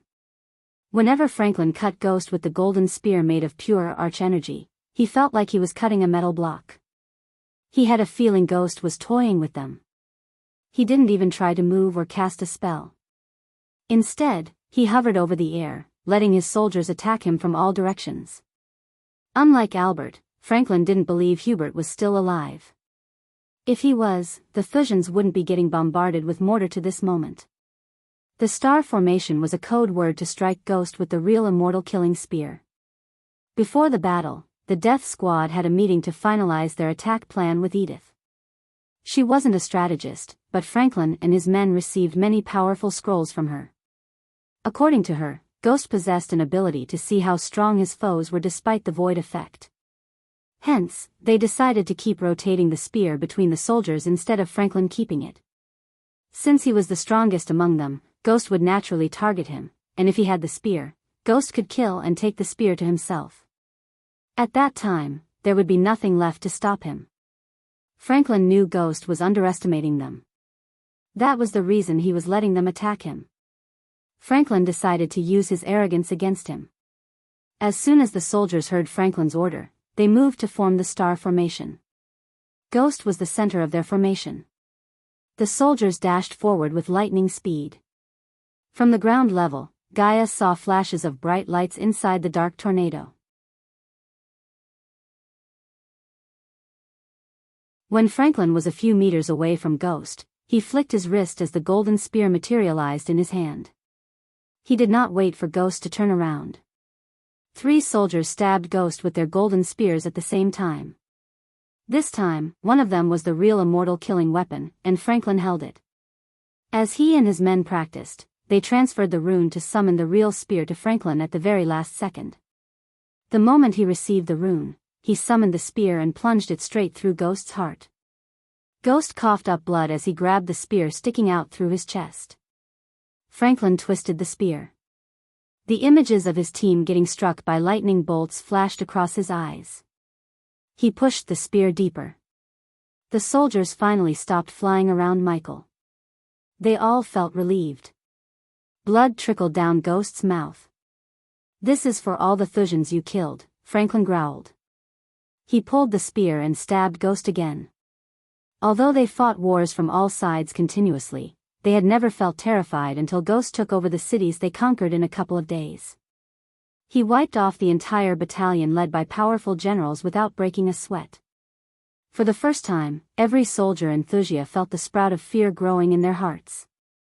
Seeing Ghost bleed and cough out blood was worth all the men and ships they had lost. Without Ghost, they could wipe off the resistance in a week or 2. When Franklin stabbed Ghost for the 4th time, the soldiers felt relieved. But their relief was short-lived. Suddenly, a grin appeared on Ghost's face. He grabbed the spear and pulled it out of him. Franklin struggled to keep the spear in his hand as Ghost was too strong. "How did it feel?" asked Ghost. He spat out the blood. The devilish grin on his face sent chills running down their spines. Yet again, Michael spat a mouth full of blood. Despite the blood, his face showed no signs of pain. Franklin grabbed the spear with his 2 hands. Still, he couldn't overpower Ghost. "Back me up," Franklin shouted as the soldiers rushed to his aid. Some grabbed the spear, while some grabbed Michael's hands. At that moment, almost 30 soldiers struggled against Michael. "Shit," Franklin growled. He felt he was slowly losing the spear to Ghost. Wind blast.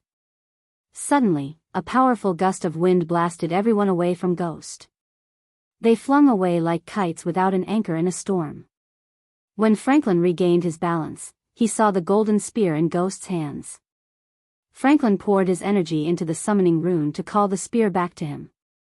The golden spear frantically trembled in Michael's hands until Franklin saw the rune on his palm shatter. Ghost finally moved his head upwards to take a look at Franklin. The wounds on his chest closed up in a few blinks of an eye. Michael raised the spear, swinging it playfully. How did it feel to have some hope?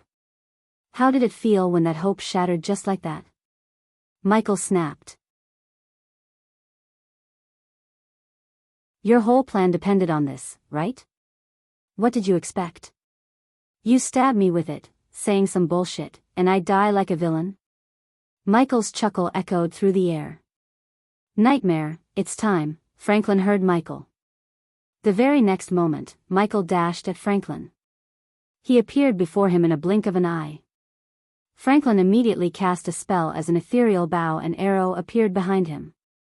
The gigantic bow and arrow lit the sky with its brightness. When Michael grabbed Franklin by his neck, the bow released the giant arrow. The arrow hit Michael. To Franklin's surprise, the arrow shattered into sparks of fire. He saw a translucent shield appear around Ghost for a moment before the arrow hit him. Franklin felt Ghost's grab around his neck tighten. He heard a thunderous roar. It was difficult for him to move his head. Still, he was able to see a dragon's shadow in the sky below them.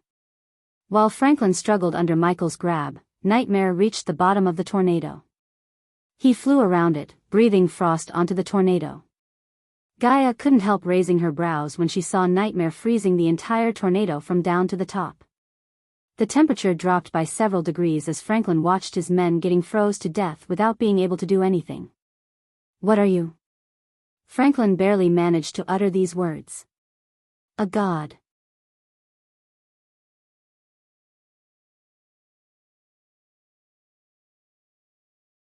Chapter 719, Stab him with it, and the runes I engraved in it will take care of the rest. Franklin recalled Edith's words. He and his men were told that Ghost would die if he stabbed Ghost with the spear. On the contrary, nothing happened to Ghost. Even without Edith's runes, Franklin lived long enough to know a half-immortal could be killed with an immortal killing weapon. This spear was not like other immortal killing weapons. Instead, it was forged using several bones of a level 10 immortal and drenched in the immortal's blood for a year. He knew it should have killed Ghost. Michael lifted Franklin up. He was about to snap Franklin's neck when he sensed someone appears behind him. None of Franklin's men survived Nightmare's frost breath. The majority of them were stuck inside the frozen tornado, while a few were shot down from the sky by Gaia. It was Albert who decided to face Michael. Michael slowly turned around without letting go of Franklin. "Who are you?" Michael creased his brows. Not that Michael was ridiculing Albert, he seriously didn't know him. "Did you kill General Hubert?" asked Albert. Michael didn't respond to Albert. Instead, he pointed his finger at Albert. The golden lightning bolt crackled around Michael's fist before shooting toward Albert. Before Albert could react, a golden bolt of lightning penetrated his head. In the end, Albert couldn't keep his word to Hubert. Michael ended his life within a snap of time. Showing before Michael wearing the armor of Thusia was equal to killing themselves. Franklin saw the last member of the proud Mertz family falling from the sky. It made him wonder whether this was Thusia's end. "Yes," he said as though Ghost had read his mind. Franklin suddenly felt a sharp pain in his neck before everything around him turned dark. Finally, Michael let go of Franklin's body. Congratulations to the host for leveling up. The current stage is half immortal level 8, thanks to Gaia, Azazel, and Nightmare slaughtering the soldiers. Michael was able to get to level 8 without much effort. After he killed Franklin, Gaia flew straight to Michael. Because Nightmare had frozen the tornado and the pirate ships stopped destroying the Thusian ships, the sea finally calmed down. Even from afar, Michael could smell the burning flesh and oil in the air. "That's a nice spear," Gaia said, looking at the spear. "Not just a spear. An immortal killing spear." Michael told everything that happened, from the death squad appearance to Franklin stabbing him with the spear. The moment Gaia heard Michael let Franklin stab him, she squeezed Michael's shoulders. Her eyes glistened with anger and concern. "What the hell were you thinking?" Gaia almost slapped Michael. "Relax. If any immortal killing weapon could kill me, Qin Jiao and the Mazeroth founders wouldn't have made god-killing arrows. But it's good to confirm I cannot be killed with these things." Michael looked at the golden spear in his hand. "Please don't be too haughty, host. Although these weapons cannot kill you, you will lose your cultivation if you get stabbed through your head. If you get beheaded, your skills and spells will be reset to level 1, and you will float as a soul until the system finds you a body. It might take a week, a month, or even decades." The system sounded like it was yelling at Michael. The system's response wasn't a big surprise to Michael. "So we have to prioritize finding the god-killing arrows and the armor pieces you told me about earlier," said Gaia. "I already found one piece." Michael used the system to find one of his armor pieces for 300,000 badass points. He didn't know how many pieces there were. However, if his past self left these armor in pieces, it meant he did that for a reason. Most probably, his past self did not want others or the Sky Hall to find the armor. He must have known his future self would use the system to find those armor pieces and assemble the armor. Michael wondered what made his past self reset an entire universe. He had few clues after hearing about Gaia's dream and his journey into various universes. "But if you pull any shit like this again, I will finish what the Sky Hall couldn't." "Of course you will, my dear Queenie." Michael wrapped his arm around her shoulder, pulling her closer to him. My lord, Azazel flew directly to Michael. He bowed his head. His body was completely drenched with blood, and his eyes were with excitement. You had a good time? Asked Michael. I have to say, my lord.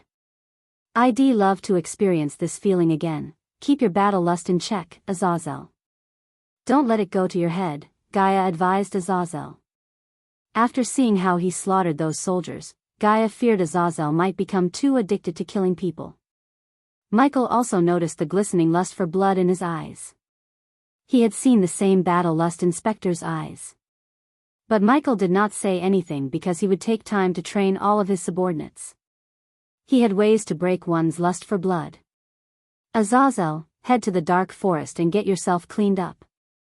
I want you to keep a close eye on all our people. I have a feeling the Thusians will hit back harder after this. As you wish, my lord. Azazel bowed toward Michael and Gaia before vanishing into thin air. Nightmare came flying to Michael as Gaia and Michael leaped onto his back. Several ships carrying King Gunnar and King Baldur's army finally reached the docks. Big Bertha did not come closer to the Golden Port but teleported back to the southern continent using Elidar's teleportation array. Now that Michael's naval army had wiped off almost 2/3 of the Thusian army, he let the army deal to occupy the Golden Port. Michael didn't bother to check on the army. Instead, he returned to King Gunnar's castle. Surprisingly, King Gunnar was there to welcome Michael, Gaia, and Nightmare with Yagnar, General Bryce, and Prince Devarius. Their faces were brimming with delight. The three of them watched the Thusians getting destroyed by Ghost's naval army while they were inside the Thusian warehouse. Although they were terrified by the power of Ghost's naval army, they were glad he was against Thusia. Moreover, they robbed the warehouse clean. They knew that would certainly hurt the Thusians in their war. While walking toward them, Michael willed the system to equip a new set of clothes. Master Ghost, how's the war going? We saw your naval army was destroying the Thusians left and right. General Bryce grinned from ear to ear. It's over. We won. The Golden Port is yours. The smiles on their faces froze. You should quickly visit there and solidify the defenses. We don't want the Thusians to hit back, do we? Said Michael. Plus, your men need you until I finish some things up here, said Gaia. I assume you did your job well, Yagnar nodded. Good. We can discuss it later. Now I have something else to do. Please excuse me, of course, King Gunnar said. Leaving them behind, Michael headed toward his room. What are we doing? Asked Nightmare. He jumped onto the bed. Michael quickly closed the door and the curtains. Afterward, Michael willed the system to teleport them to the pocket dimension in the dark forest. Since the pocket dimension wasn't affected by winter, they felt warm and cozy. However, Michael was not in the mood to take a break. Instead, he took out the bottle filled with the royal dragon's blood. System, I have the royal dragon blood. So it's time to make Nightmare a royal dragon. It would cost the host 50,000 badass points, I know. Now tell me, what's the procedure? Asked Michael. Immediately, his badass points were reduced by 50,000. Please be advised the process of changing Nightmare's body from the molecular level will take up to a week. During this time, Nightmare will be unconscious, noted. Michael nodded. You just need to inject the blood into Nightmare and let the system take care of the rest. An 8-inch syringe materialized in Michael's hand. Just the sight of the needle made Nightmare hold Gaia's neck tightly. For some reason, he feared the needle. What do you plan to do with that? Asked Gaia. When Michael filled the syringe with the royal dragon's blood, her question was answered. Nightmare, I'd suggest closing your eyes. Nightmare cowered behind Gaia's head, hearing Michael. Oh, come on, you're not going to inject that thing into him. Gaia stopped Michael. Don't spoil him. He's a dragon. He won't even feel it. Michael rolled his eyes. Figure out another way. Gaia took a step back. She was not willing to let Michael stab Nightmare with that giant needle. Nightmare, Michael called out. Nightmare. His voice was stern as Nightmare slowly peeked his head through Gaia's hair. Don't you want to be stronger? This injection can make you an unstoppable royal dragon. Nightmare's eyes sparkled. He slowly climbed on top of Gaia's head and stood on his 2 legs. What's wrong with being a forest dragon? We just killed a royal dragon. Bloodline means shit when you don't have power and battle experience, Gaia protested. Although she was right as usual, Michael wanted Nightmare to be a royal dragon. He didn't want Nightmare to feel inferior to any dragon in this world. It's okay, Nightmare nudged Gaia's head with his face. He then leaped onto Ghost's hand and closed his eyes tight. Shoo, surprisingly, Gaia hissed, closing her eyes as though Michael was sticking the needle into her neck. Michael slowly injected the royal dragon's blood into Nightmare. The more he injected the blood, the hotter Nightmare's skin felt. He placed Nightmare under the apple tree. You can open your eyes now, Michael said to Gaia.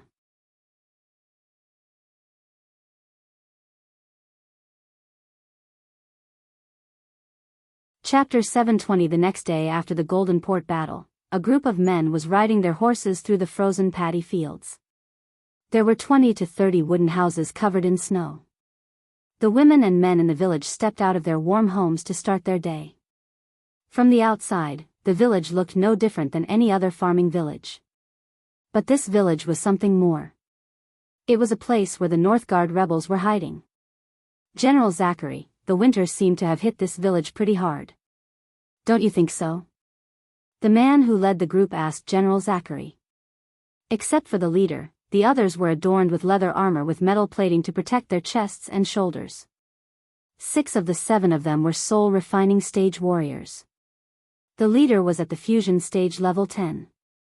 He was none other than General Booth. Now, after being offered the Duchy of Valeria, he was called Duke Booth by the Thujans.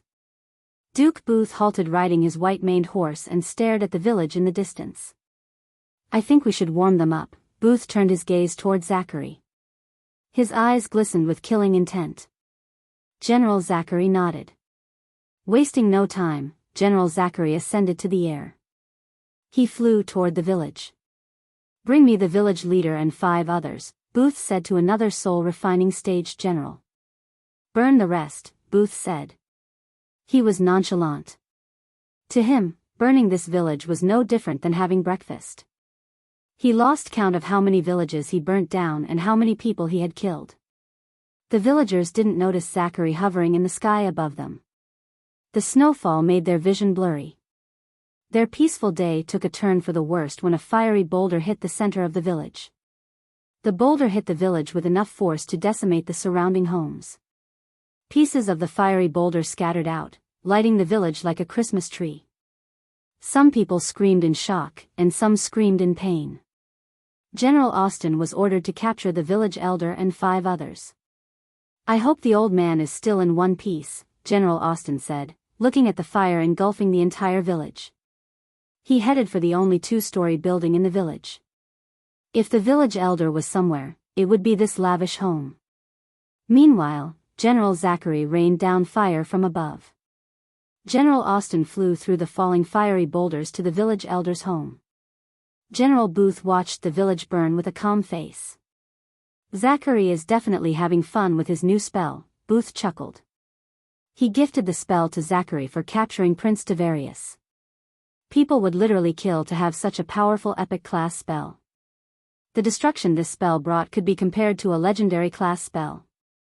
The boulders crushed the villagers and burnt their skin off. To this moment, the villagers had no idea why they were being slaughtered. Suddenly, 5 men shot toward the sky from the village. They wore silver robes and hoods to cover their heads. Booth and his general were familiar with the robes. Their robes once represented the Northgard royal family, and now, they belonged to the rebels led by Prince Tavarius. Booth's mission was simple. He wanted to burn down some villages and take a few hostage. Unfortunately, he decided to burn down this village because the rebels chose this place to hide. General Zachary didn't even flinch when he saw the rebels. It's because of you those villagers are dying right now, Zachary said with a devilish grin on his face. Fury and rage glistened under the rebels' hoods. The Thujans had invaded their homeland, pillaged their farms, feasted on their women, and burnt down villages. Simply put, the Thujans turned a once peaceful kingdom into a war zone. They did nothing to you, bastard. One of the rebels couldn't keep his rage contained. He dashed at Zachary with his sword raised. The sword radiated a violet light. Hand of Justice, Zachary cast a spell as a fist made of sparkling silver energy materialized above the rebel. The rebel swung his sword left and right, trying to cut the fist. However, the power gap between a core formation warrior and a soul-refining stage warrior with cosmic energy coursing through his body was gigantic. The fist opened up, grabbed the rebel, and squeezed him until he turned into a bloody paste. Before the other rebels could retaliate, Zachary raised his hand as several boulders soared down the sky and landed right on top of the rebels. The fire enveloping the boulders burnt down the rebels. They couldn't even defend themselves against Zachary.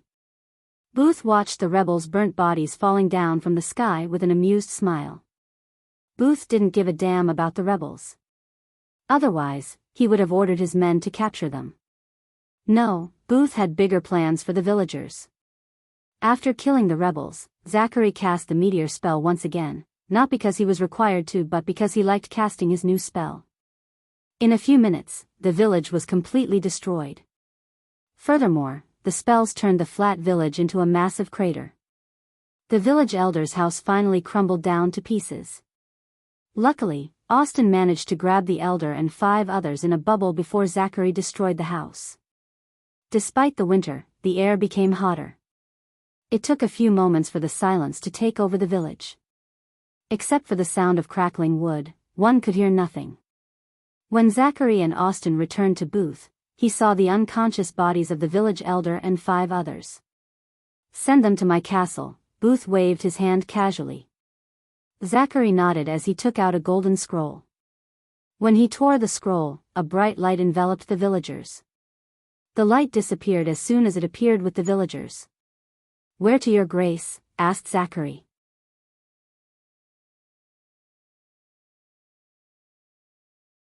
"Isn't there another village nearby?" asked Booth. His men bobbed their heads up and down. "Then let's go there." The next day after Booth's visit to Northgard, Booth was ordered to meet someone from the Guardian Guild. Booth stood before the mirror, neatly combing his hair and mustache. Usually, Booth preferred to be in armor and avoid fancy robes, but today was an exception. Apparently, the man he was about to meet was a major financial backer of the Guardian Guild. So Princess Victoria ordered him to be on his best behavior. "Why can't Edith meet with this old pig?" Booth snickered. "Your Grace, Lord Oswald is waiting for you in the guest room." Booth heard his maid sound gentle and sweet as always. "I'll be there in a minute," said Booth. He adjusted his robes one last time and walked out of the room. By the time he reached the guest room, he saw a short man with no hair whatsoever on his head munching on the apples waiting for him. The man's belly was big enough to make Booth doubt whether he had swallowed a pig whole. "Duke Booth," the man grinned from ear to ear. Bits of pieces of apple flew out of his mouth. He was simply disgusting in Booth's eyes. Nonetheless, he had to show this man some respect in order to get his help. "Lord Oswald, I hope you had a pleasant trip." Booth let out a phony smile. "It was wonderful," Lord Oswald clapped. "I honestly didn't think Princess Victoria would personally reach out to me and ask me to meet you." "This must be pretty important given the unfortunate circumstances," said Oswald. "It's not unfortunate, just a few bumps on the road. With your help, we can sort it out in no time," said Booth. "My help? I am not sure what I can do to help you in this war, Duke Booth." Oswald scratched his bald head. Booth was not stupid to believe Oswald. He knew very well the man was trying to play hardball. "I heard Lord Oswald has taken a liking to a piece of land in Valeria." "Is there any truth to what I heard?" asked Booth. People like Oswald had no chance of reaching higher cultivation stages. Hence, they loved wealth, land, and women more than they loved cultivation resources. Although Oswald had enough wealth to feed at least 5 generations, he lusted for more wealth and land. Victoria knew this. Her spies had been following Oswald for at least 6 months now. I did like the land of Duke Booth. But I heard it belonged to Queen Valeria's family, Oswald sighed. I can literally imagine a 5-acre vineyard, the smell of ripe grapes and the sweet taste of high-quality wine. Booth leaned forward. What if I tell you I can get you the land and help you build the vineyard of your dream? Oswald pretended to be surprised. But inside, he knew he could get his hands on the land. Thanks to Ghost, the Thujans had no choice but to come to him. In exchange for? Oswald dragged his words. In exchange for the Guardian Guild to send their rogue immortals to deal with Ghost, said Booth. That's a pretty big ask for a piece of land, Duke Booth. It's not my decision but the board's decision, General Booth smiled. We both know your capabilities to sway them to your side, Lord Oswald. Also, it's not only about the land, it's power and respect. Let's just assume I can help you. There are 7 others on the board. Convincing them to vote to send an immortal to Thusia to help you win a war that you started first is nothing but impossible. Oswald shook his head. You've made the impossible possible by rewriting the rules, Lord Oswald. Don't you think the land would go nice with the princess? Oswald was pleasantly surprised. What do you mean by that, Duke Booth? Oswald asked. His jaw almost dropped down. I mean, once you sway the board to send an immortal to put an end to Ghost, His Majesty would be happy to offer Princess Victoria's hands to your son in marriage. I am pretty sure that's worth more than the votes of your fellow board members. Are you joking with me right now, Duke Booth? Asked Oswald. Booth's smile disappeared from his face. Do I look like I am joking, Lord Oswald?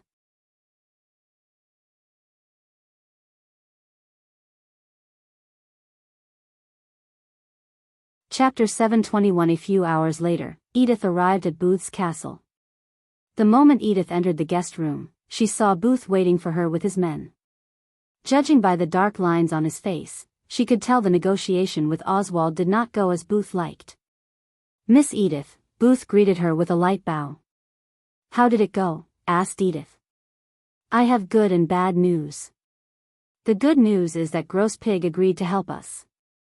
The bad news is the Guardian will only send a half immortal off the books, said Booth.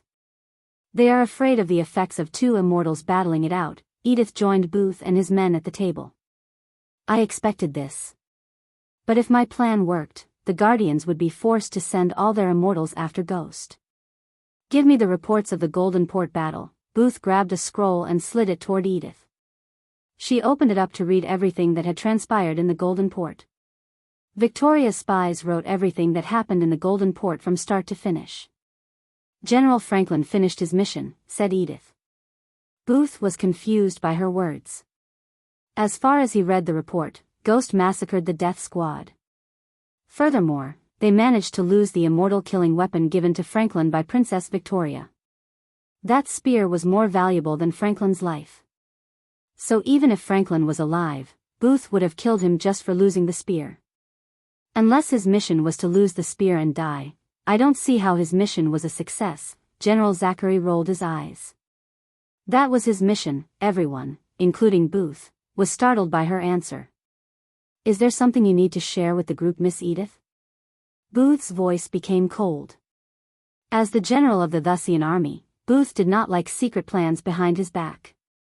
Judging by the look in Edith's eyes, Booth could tell she did plan something behind his back. I placed a special rune on the spear. Special rune? Booth tilted his head. Do you remember that the Dark Lord chased Ghost to the Royal Land Holy Church and almost killed him?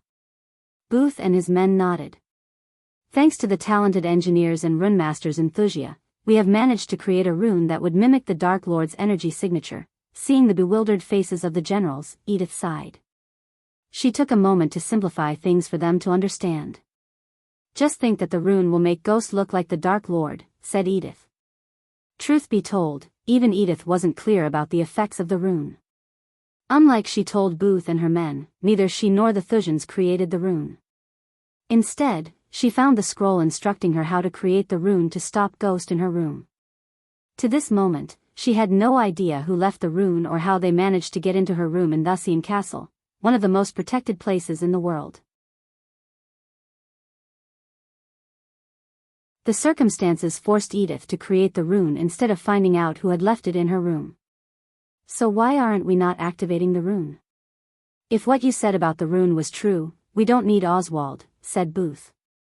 We need 4 more days for the rune to stay with Ghost. According to this report, he had taken the spear with him. Let him keep that. We just need 4 more days, said Edith. After meeting Booth, Edith returned to her room in Thusian Castle. To her shock, Layla was standing inside her room with an ancient parchment in her hand. Layla's eyes were both filled with anger and concern. What is this? Layla raised the parchment with several runes and instructions written on it. It's nothing.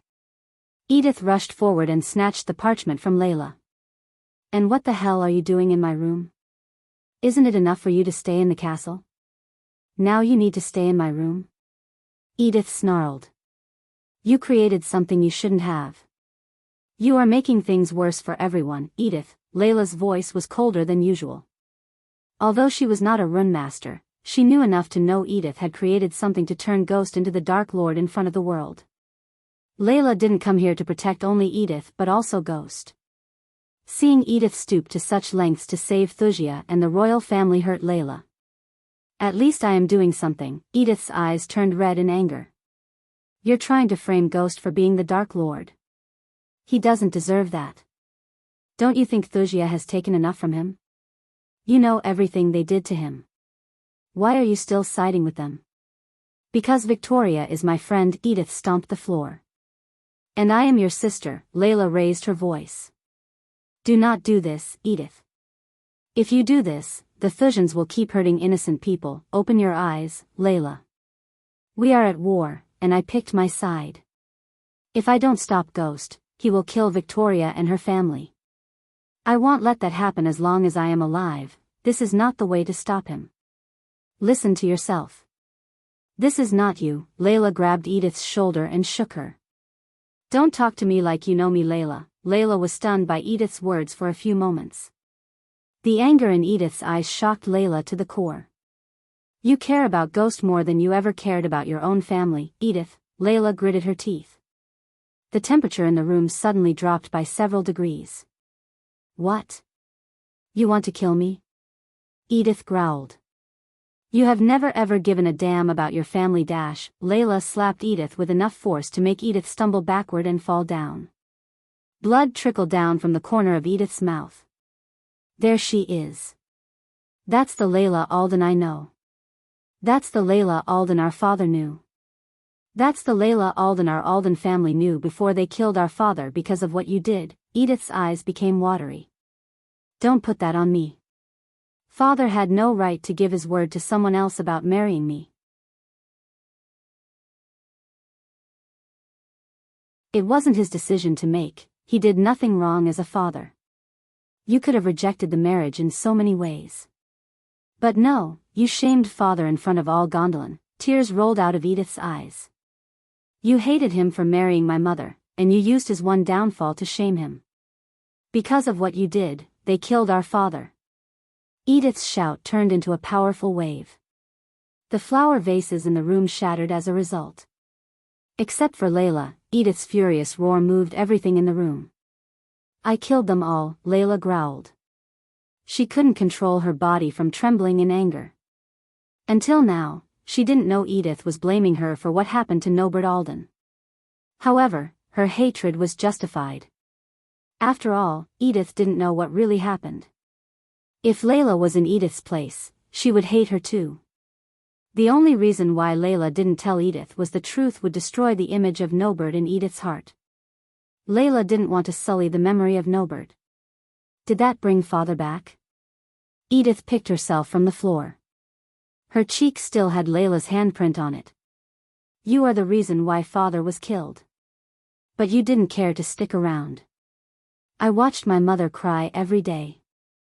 I watched our family decline. I lived in the mess you left behind. But where were you? You were living your life on your own island like a queen. You have no idea what really happened, just like you have no idea what's happening around you now, said Layla.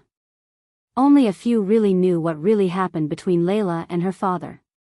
Not even Edith's mother knew what he really did and why Layla left her family, leaving everyone behind. Say what you want. I picked my side. Even if Victoria was in the wrong, I wouldn't leave her side. Do you know why? Because she was there for our family and me when you weren't. I might be naive, stupid, and all other things, but I am not ungrateful. Did you bother to think about the people around Ghost? What would happen to them after you frame him?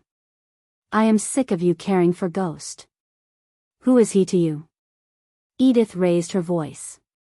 She grabbed Layla. Who is he to you? Why are you trying to save him so much? Edith shook Layla as he continuously questioned Layla about the relationship between her and Ghost. Layla clenched her fist. He is the father of my child. The moment these words escaped Layla's mouth, Edith's body tensed. She couldn't believe what she had just heard. Silence fell over the room. What? Finally, Edith let go of Layla as tears rolled out of her eyes. Layla kept this a secret long enough. She was already hurt by Edith, so when she kept questioning her about Ghost, Layla couldn't control herself. Her legs gave up as Layla collapsed to the ground. Layla, what are you talking about? Although Edith was furious at Layla, when she saw the tears in her eyes, Edith couldn't stay mad at Layla. Despite all the hatred and anger, Edith loved Layla. That was the truth. You have a child? Asked Edith. She sat beside Layla and wrapped her hands around Layla. A spirit child, Layla mumbled. It took Edith a few moments to let her words sink into her head. Why didn't you tell me about this? Asked Edith. Layla sobbed instead of responding to Edith. It's okay. You don't have to carry the burden yourself. I am here. Please, get it out of your chest. Don't keep it bottled. I know what it would do to a person. You are always smarter than me. Tell me what happened, Layla. Edith wiped off the tears rolling out of Layla's eyes. Eventually, Layla gave up and began to share everything that happened between her and Ghost with Edith. But unknown to them, someone else was outside their room, listening to Layla's story. This can change everything, the figure standing outside mumbled.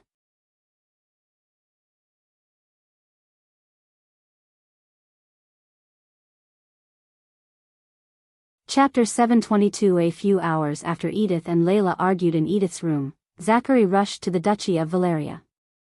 He almost knocked down the guards on his way to Booth's room. General Booth's gonna love this, Zachary mumbled. Your Grace, Zachary knocked on Booth's door. Seeing no response coming from Booth, Zachary knocked once again. Your Grace, it's Zachary, said Zachary. Come in. Finally, Zachary heard Booth's voice. He didn't even wait for a second as he pushed open the door. Seeing the brightened face of Zachary, Booth tossed the scroll in his hand away. He leaned back in his chair. What is it? Asked Booth. Your Grace, you're not going to believe what I just heard. Enlighten me, said Booth. Layla Alden and Ghost have a child. The moment Booth heard Zachary, his eyes went wide. Soon, Zachary told Booth everything from Edith's argument with Layla to the existence of the spirit child. Booth couldn't believe what he heard from Zachary. When he sent Zachary to bring Edith to him, he didn't expect Zachary would bring shocking news such as this. This could change the tide of this war, Zachary said with a devilish grin. Booth couldn't remain seated anymore. He stood up, went to the window, and popped his fingers, thinking about what to do with the news Zachary brought. His Majesty is in seclusion. We cannot wait for his orders. What about Her Royal Highness? Asked Zachary. Booth shook his head. She has a soft spot for Edith. If we tell her about this, she might not use it as we should, said Booth. Knowing their friendship, Booth was certain that Victoria would not let them touch Layla's child. Victoria was indeed ruthless, but not enough to kidnap a child. It was his job to make decisions that no one else had the guts to make. Then you have to give us an order, Your Grace, said Zachary. For a few moments, Booth formed a plan in his mind. Booth slowly turned his gaze away from the city before him to Zachary. Go to the Rainbow Islands, survey the place and kidnap the child. anyone else would have been stunned by Booth's order but not Zachary. In fact, he expected a bold decision like this from Booth. Making ruthless and bold decisions such as this made Booth the best general Thusia had ever seen.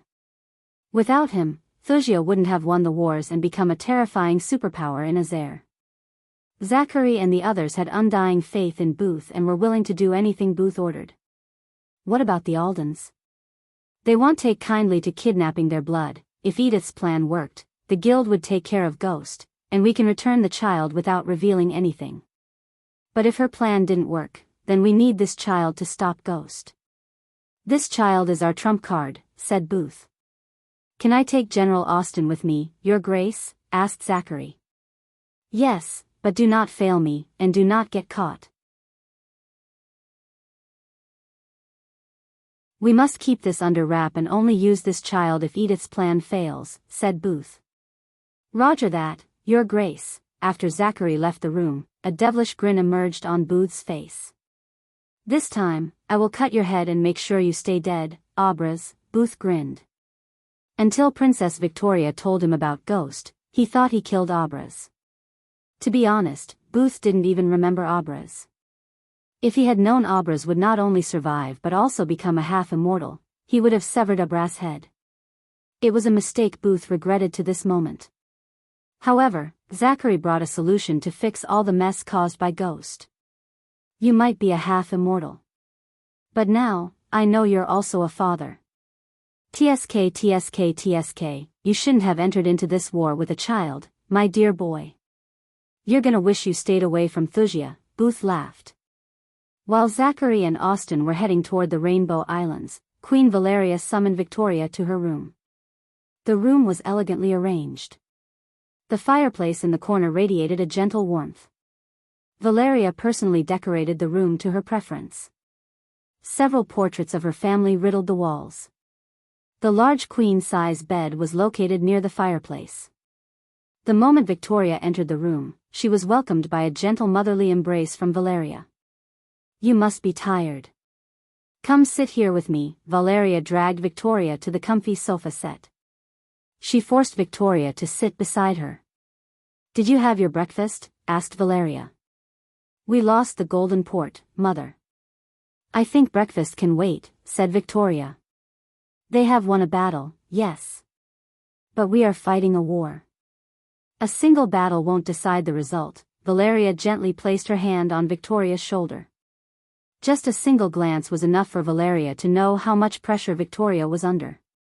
The kingdom of Thusia was prepared to fight armies but not a half-immortal. They never expected someone like Ghost would wage war against them. But despite losing the cities and battles, Valeria remained calm. This is just a setback. I am sure your father will fix the situation as he always does, said Valeria. I have something to lighten your mood. Valeria stood up. She went outside the room for a moment and returned carrying a box. Mother, give me that. Victoria rose from her chair to take the wooden box from Valeria. I am at the soul refining stage, Victoria. I think I can handle a box, Valeria chuckled. She placed the box on the table before Victoria. Open it, said Valeria. Victoria glanced between her mother and the box for a moment. Judging by the size of the box, Victoria could tell it contained something big and heavy. She slowly opened the box. To her surprise, it was a set of armor specially forged for her by the best blacksmith in Thusia. The silver armor radiated powerful energy. Countless runes glowed under the radiant light of the flames. This set of armor had a flat top helm with half a face guard shaped like the eyes of an angel. Two tall, wing-like ornament pieces attached to the forehead area and the backside. The shoulders were oval, short, and quite large. They were decorated with rows of colored crystals and gems. The upper arms were protected by pointed, fully covering rear braces which sat well under the shoulder plates. The lower arms were covered by vambraces which had several huge, sharp spikes on the outer sides. Victoria lifted the armor from the box. She was surprised by the lightness of the armor. Although the armor was forged using the strongest metals, it was lighter than one would expect. The breastplate was made from one large piece of metal. It covered everything from the neck down and ended at the thighs. The upper legs were covered by squared, fully covering cuisses, while the lower legs were protected by greaves which had several layers of curved metal attached to the outer sides, forming a wing-like pattern. "Do you like it?" asked Valeria. As she expected, Victoria smiled. "I love it, now go put it on. I want to see how my baby girl looks in her battle armor, now." Victoria was taken aback by surprise. She creased her brows as Valeria pinched her cheek. "Yes. I am going to head outside for a moment, and when I come back, you better be wearing this." Valeria didn't bother to wait for Victoria's answer. Instead, she walked out of the room. Having no choice, Victoria began to unbuckle her current robes. Almost 30 minutes later, Valeria entered the room. When she saw Victoria in the armor, her eyes went wide. In her eyes, Victoria looked like the goddess of war herself. Even Valeria felt a sliver of fear in her heart seeing Victoria in the battle armor. "Mother," Victoria's voice snapped Valeria out of her shock. "Have you tried putting your cosmic energy into the armor?" asked Valeria. Victoria shook her head before pouring a sliver of cosmic energy into the armor. The runes engraved into the armor made it feel like a part of her body. When she used her cosmic energy, the runes glowed. She felt her strength increasing exponentially. With a flick of her wrist, Valeria activated the teleportation array in her room. In a blink of an eye, they were teleported from Valeria's cozy room to a training area with countless dummies in place. "Go crazy," said Valeria. Seeing the wooden dummies in place, Victoria wanted to vent her suppressed anger onto them. She dashed at the dummies with speed beyond any mortals. The runes amplified the power of her spells. When she got close to the dummy, she didn't cast a spell or use her sword to cut it down. Instead, she just punched the dummy with her bare fist. The force behind her punch made the dummy shatter into pieces. Victoria did not stop as she dashed toward another one. Even though the dummies looked weak and fragile, each of them was as strong as a soul-refining stage level 1 cultivator. But they never stood a chance against Victoria. Her armor and the cosmic energy made her stronger than any fusion stage cultivator. Since she had an immortal killing weapon, she could even fight a half-immortal. As seconds passed by, Victoria became faster and more ferocious. These dummies served as an outlet for her anger. She imagined these dummies as ghosts and destroyed them to pieces. After a few minutes, the training ground was littered with broken wooden dummies. "That's enough, honey," Valeria raised her voice. Only then did Victoria manage to control her battle lust. When Victoria returned to Valeria, she looked Victoria in the eyes. "Anger can be a great weapon, if you can control it," said Valeria. "Your enemies will use your anger against you. Do not let them. The greatest weapon you have is in here." Valeria touched Victoria's head. Victoria listened to her mother's wisdom without uttering a word. Afterward, she took a long walk with her mother to calm her mind and soul. Valeria was happy to accompany her daughter and share her wisdom.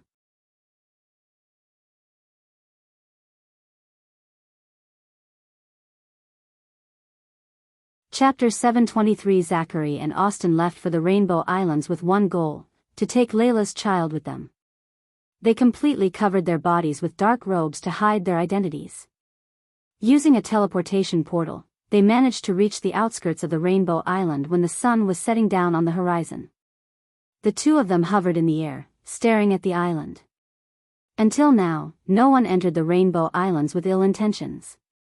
First, Layla didn't have any enemies. She was a pretty private, secluded person. Second, no one wanted to piss off a powerful fusion stage cultivator like Layla Alden. Third, except for the specialty that Layla was living on the island, there was nothing special about the island. It was just a fishing island with peaceful fishermen living on it. "How do we do this?" asked Austin. "I think stealth is the best option. Let's wait for nightfall, and we strike," said Zachary. "Meanwhile, it's better if we do some recon," Austin nodded. The two of them slowly flew toward the island. Since the people living on the island were just simple fishermen, they didn't sense Austin and Zachary. They flew through the canopy and used the forest to hide. The two of them made their way toward the mountain peak where Layla Alden lived. Instead of flying, they chose to move towards it fastly. "According to my guys, she has 2 disciples on this island," said Austin. "Johanna and Nerida. 2 orphans. Picked up from the streets and raised by Layla. How strong are they?" asked Zachary. "Before the void effect, they were seen at soul refining stage level 3, said Austin. "It's safe to assume they are a couple of levels higher now," Austin nodded. The forest was deadly silent. Except for the sound of crickets and the twigs breaking under Austin and Zachary's footsteps, they heard nothing. "Can you believe Ghost banged Layla?" "Lucky bastard," Austin exclaimed. "He didn't. He soul walked her." "They must have been stuck in some weird situation to go for that," said Zachary. The two discussed Ghost and Layla while moving through the forest. "What's the plan if anyone finds us? Are we allowed to kill them or just knock them out?" asked Austin. "No killing. We don't want any of this to come biting our asses later." Eventually, the two of them reached the base of the mountain. Since it was night, there was no one in the area to see them. All the inhabitants of the island went to sleep. Austin and Zachary slowly ascended toward the mountain's top. They saw a cave opening at the top leading into the mountain where Layla lived. To their surprise, the moment they climbed to the top of the mountain, they saw 2 young girls at the cave entrance with Venus. Austin and Zachary suppressed their auras.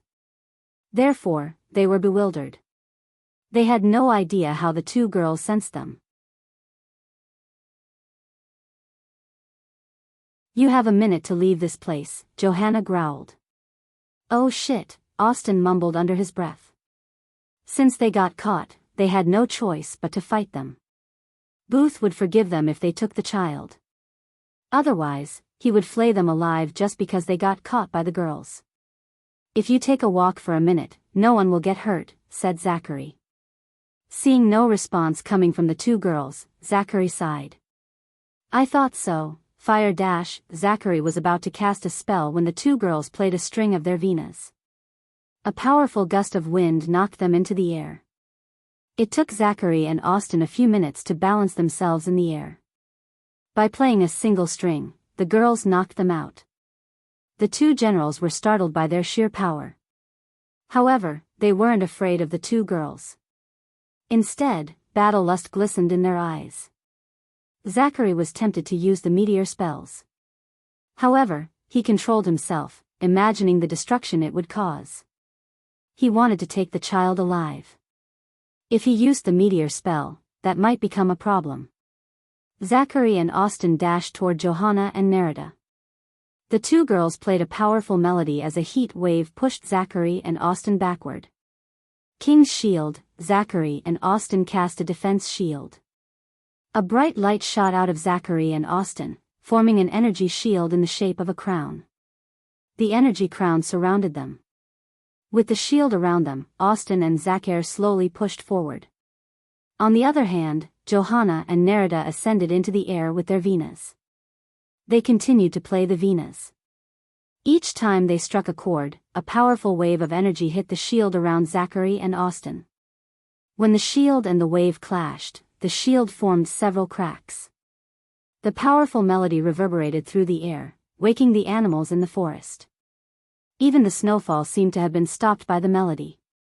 While Zachary was keeping the shield up, Austin summoned his silver spear. He threw the spear through the energy waves produced by the 2 girls.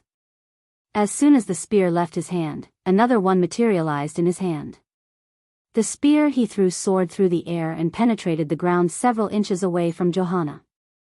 Suddenly, the spear exploded, temporarily stunning the 2 girls. They did not expect the spear to explode. Before the 2 girls could retaliate, Austin darted forward like an arrow with the spear in his hand. He quickly closed the gap between him and the girls. As soon as he got close to them, the girls lost their advantage. Austin swung his spear left and right. Ah! The spear cut Johanna's hand. He wanted to stab the girl through her heart, and he almost did when Nerida struck a chord to push him back. Johanna gritted her teeth and struck the string as another powerful wave blasted Austin away. The two girls had the chance to take the battle to a different area. However, they always looked over their shoulder at the cave opening as though they had something to protect. Zachary smiled. Judging by their look, it was obvious the spirit child was inside. Meanwhile, Austin rapidly threw the spear toward them and made them explode. This time, the girls quickly formed golden shields around them. Every time a spear exploded, it created a crack in their shields. Zachary and Austin put the two girls in defense as they moved closer and closer to the cave's mouth. Starfire, Zachary raised his arms, casting a spell. The cosmic energy shot out of his body, forming a giant star above them.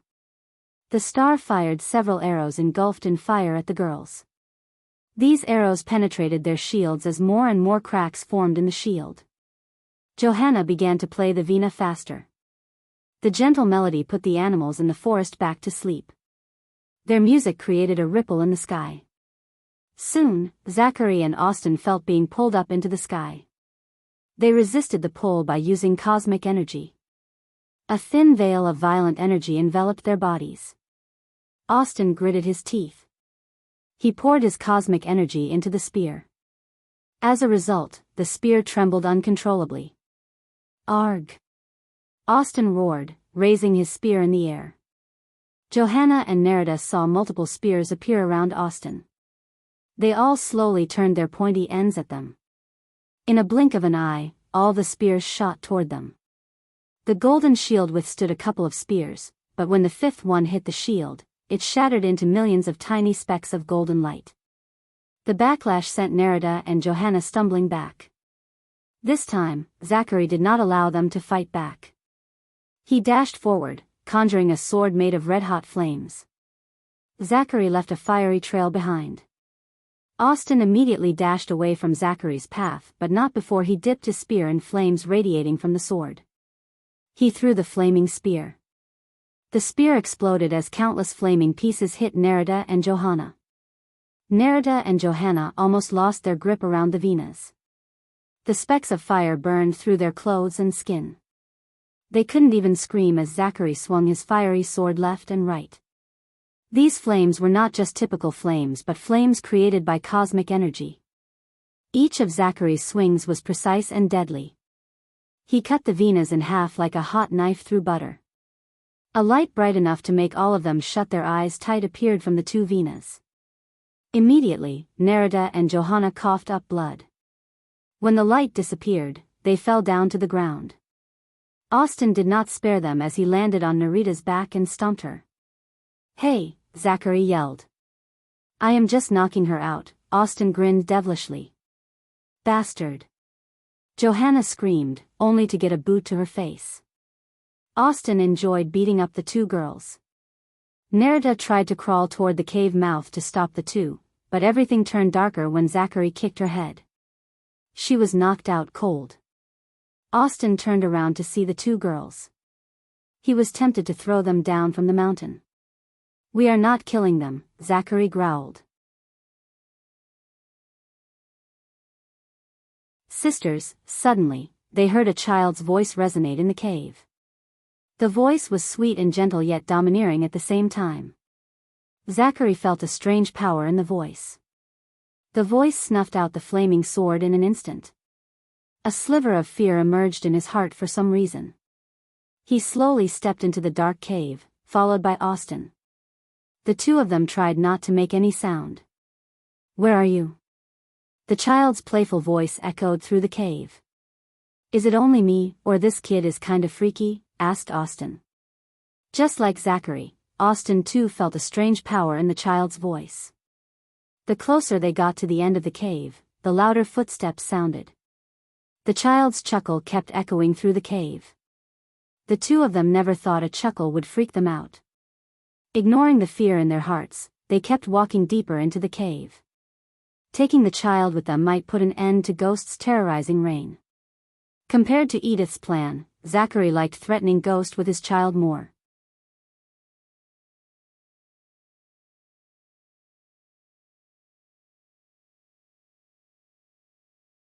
Chapter 724. Michael was busy dealing with the aftermath of the Goldenport battle. At that Northgard, he was in a room filled with sacks of grain, artifacts, food, crates of potions and pills, and gold coins. Everything in front of him was his share of the Goldenport warehouse. Michael kept everything in the dark forest. My lord, Azazel appeared behind Michael. What is it? Asked Michael without even turning around. His mind was occupied with future plans. Lady Alden has told Edith about you and her. Azazel's words brought Michael out of his thinking. He turned around with a frown. Since Layla wore the necklace given by Michael, Azazel watched everything that had transpired between Layla and Edith. Unfortunately, Michael had no idea Zachary and Austin kidnapped the spirit child to threaten him. Why did she do that? Asked Michael. He followed Azazel behind to the surveillance room. With a flick of his wrist, Azazel replayed the recording of Layla and Edith. Michael watched the scene without blinking an eye. Looking at Layla argue with Edith, he was surprised. He never expected Layla to slap Edith literally. This was the second time Michael had seen her lose her calm and composure. Truth be told, Michael didn't think he could hate Edith more.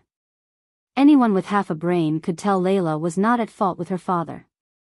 It was obvious to Michael Norbert had done something to deserve Layla's wrath.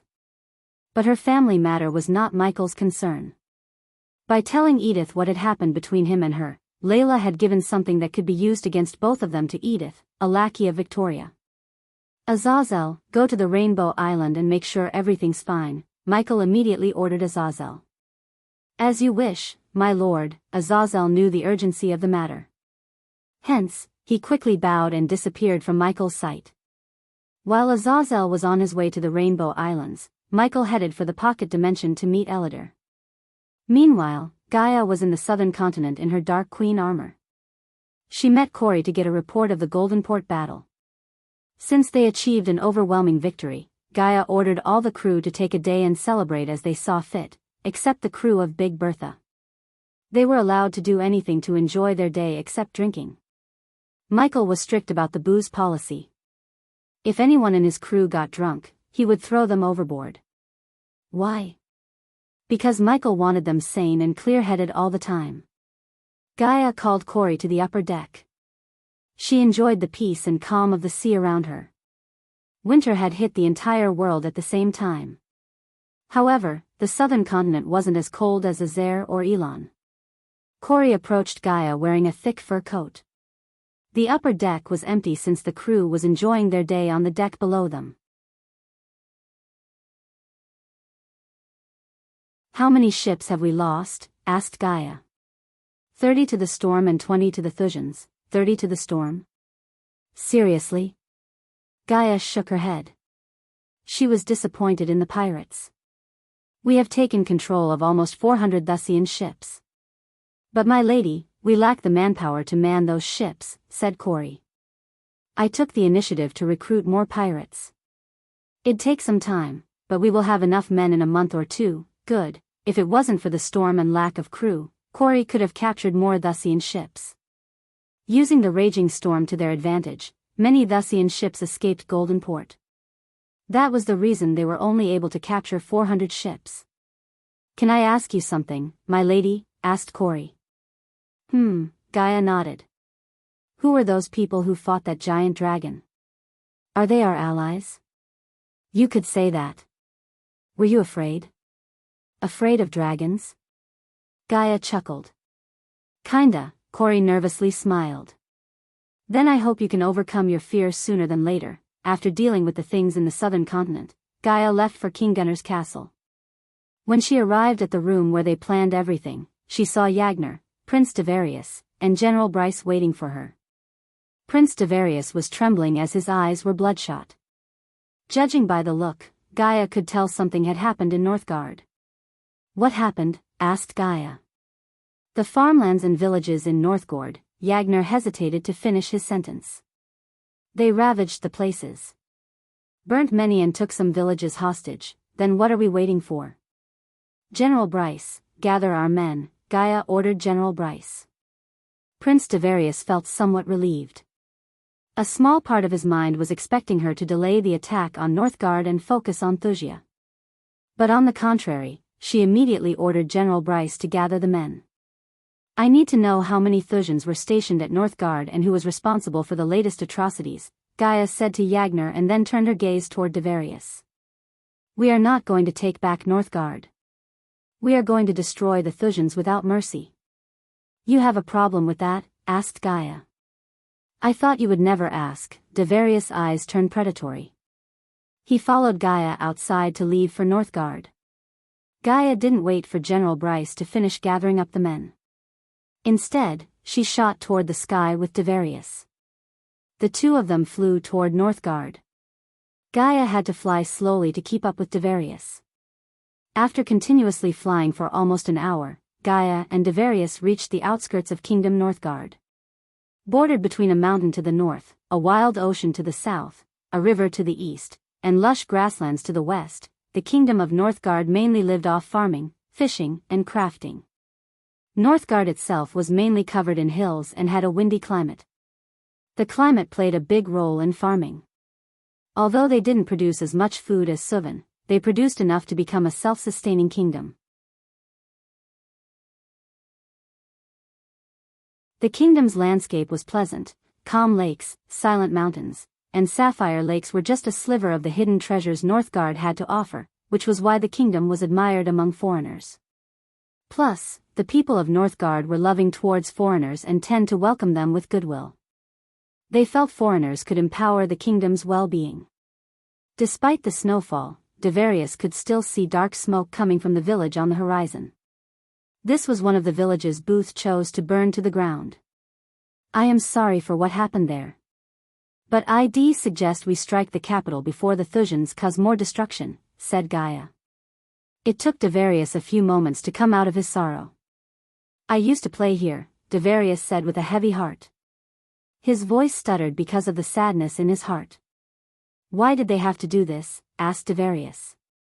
Because the Thusians wants to break your spirit. As long as you fight for freedom, they can't control the kingdom as they like. They sent a message, and now it's our turn to respond. Let's head toward the capital, said Devarius.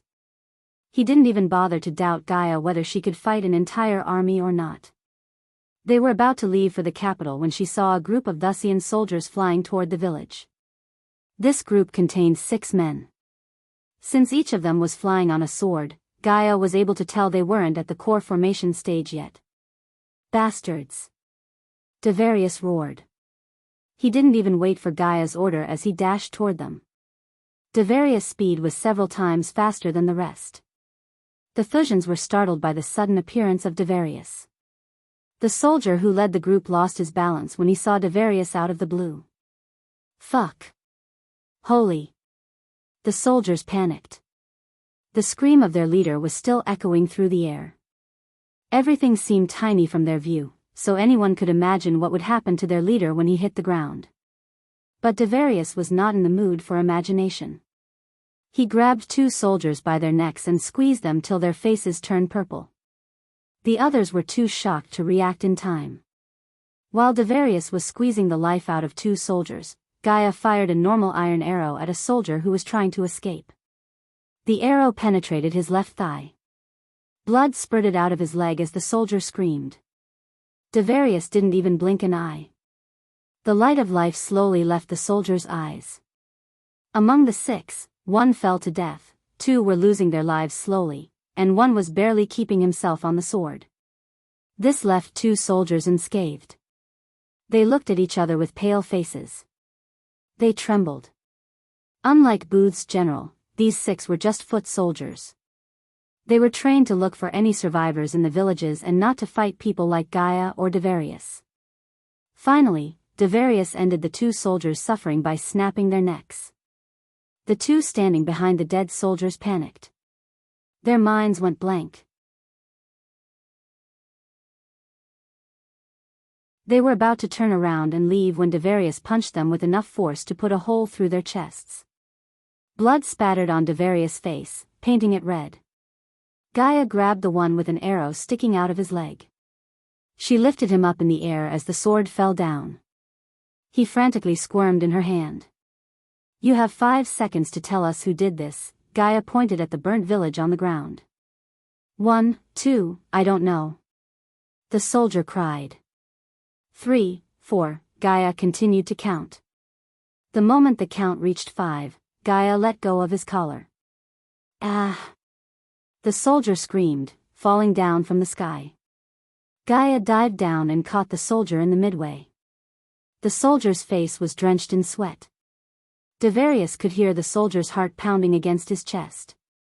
Next time, I won't catch you, Gaia threatened the soldier. It's General Booth and his men. The soldier screamed without a second thought.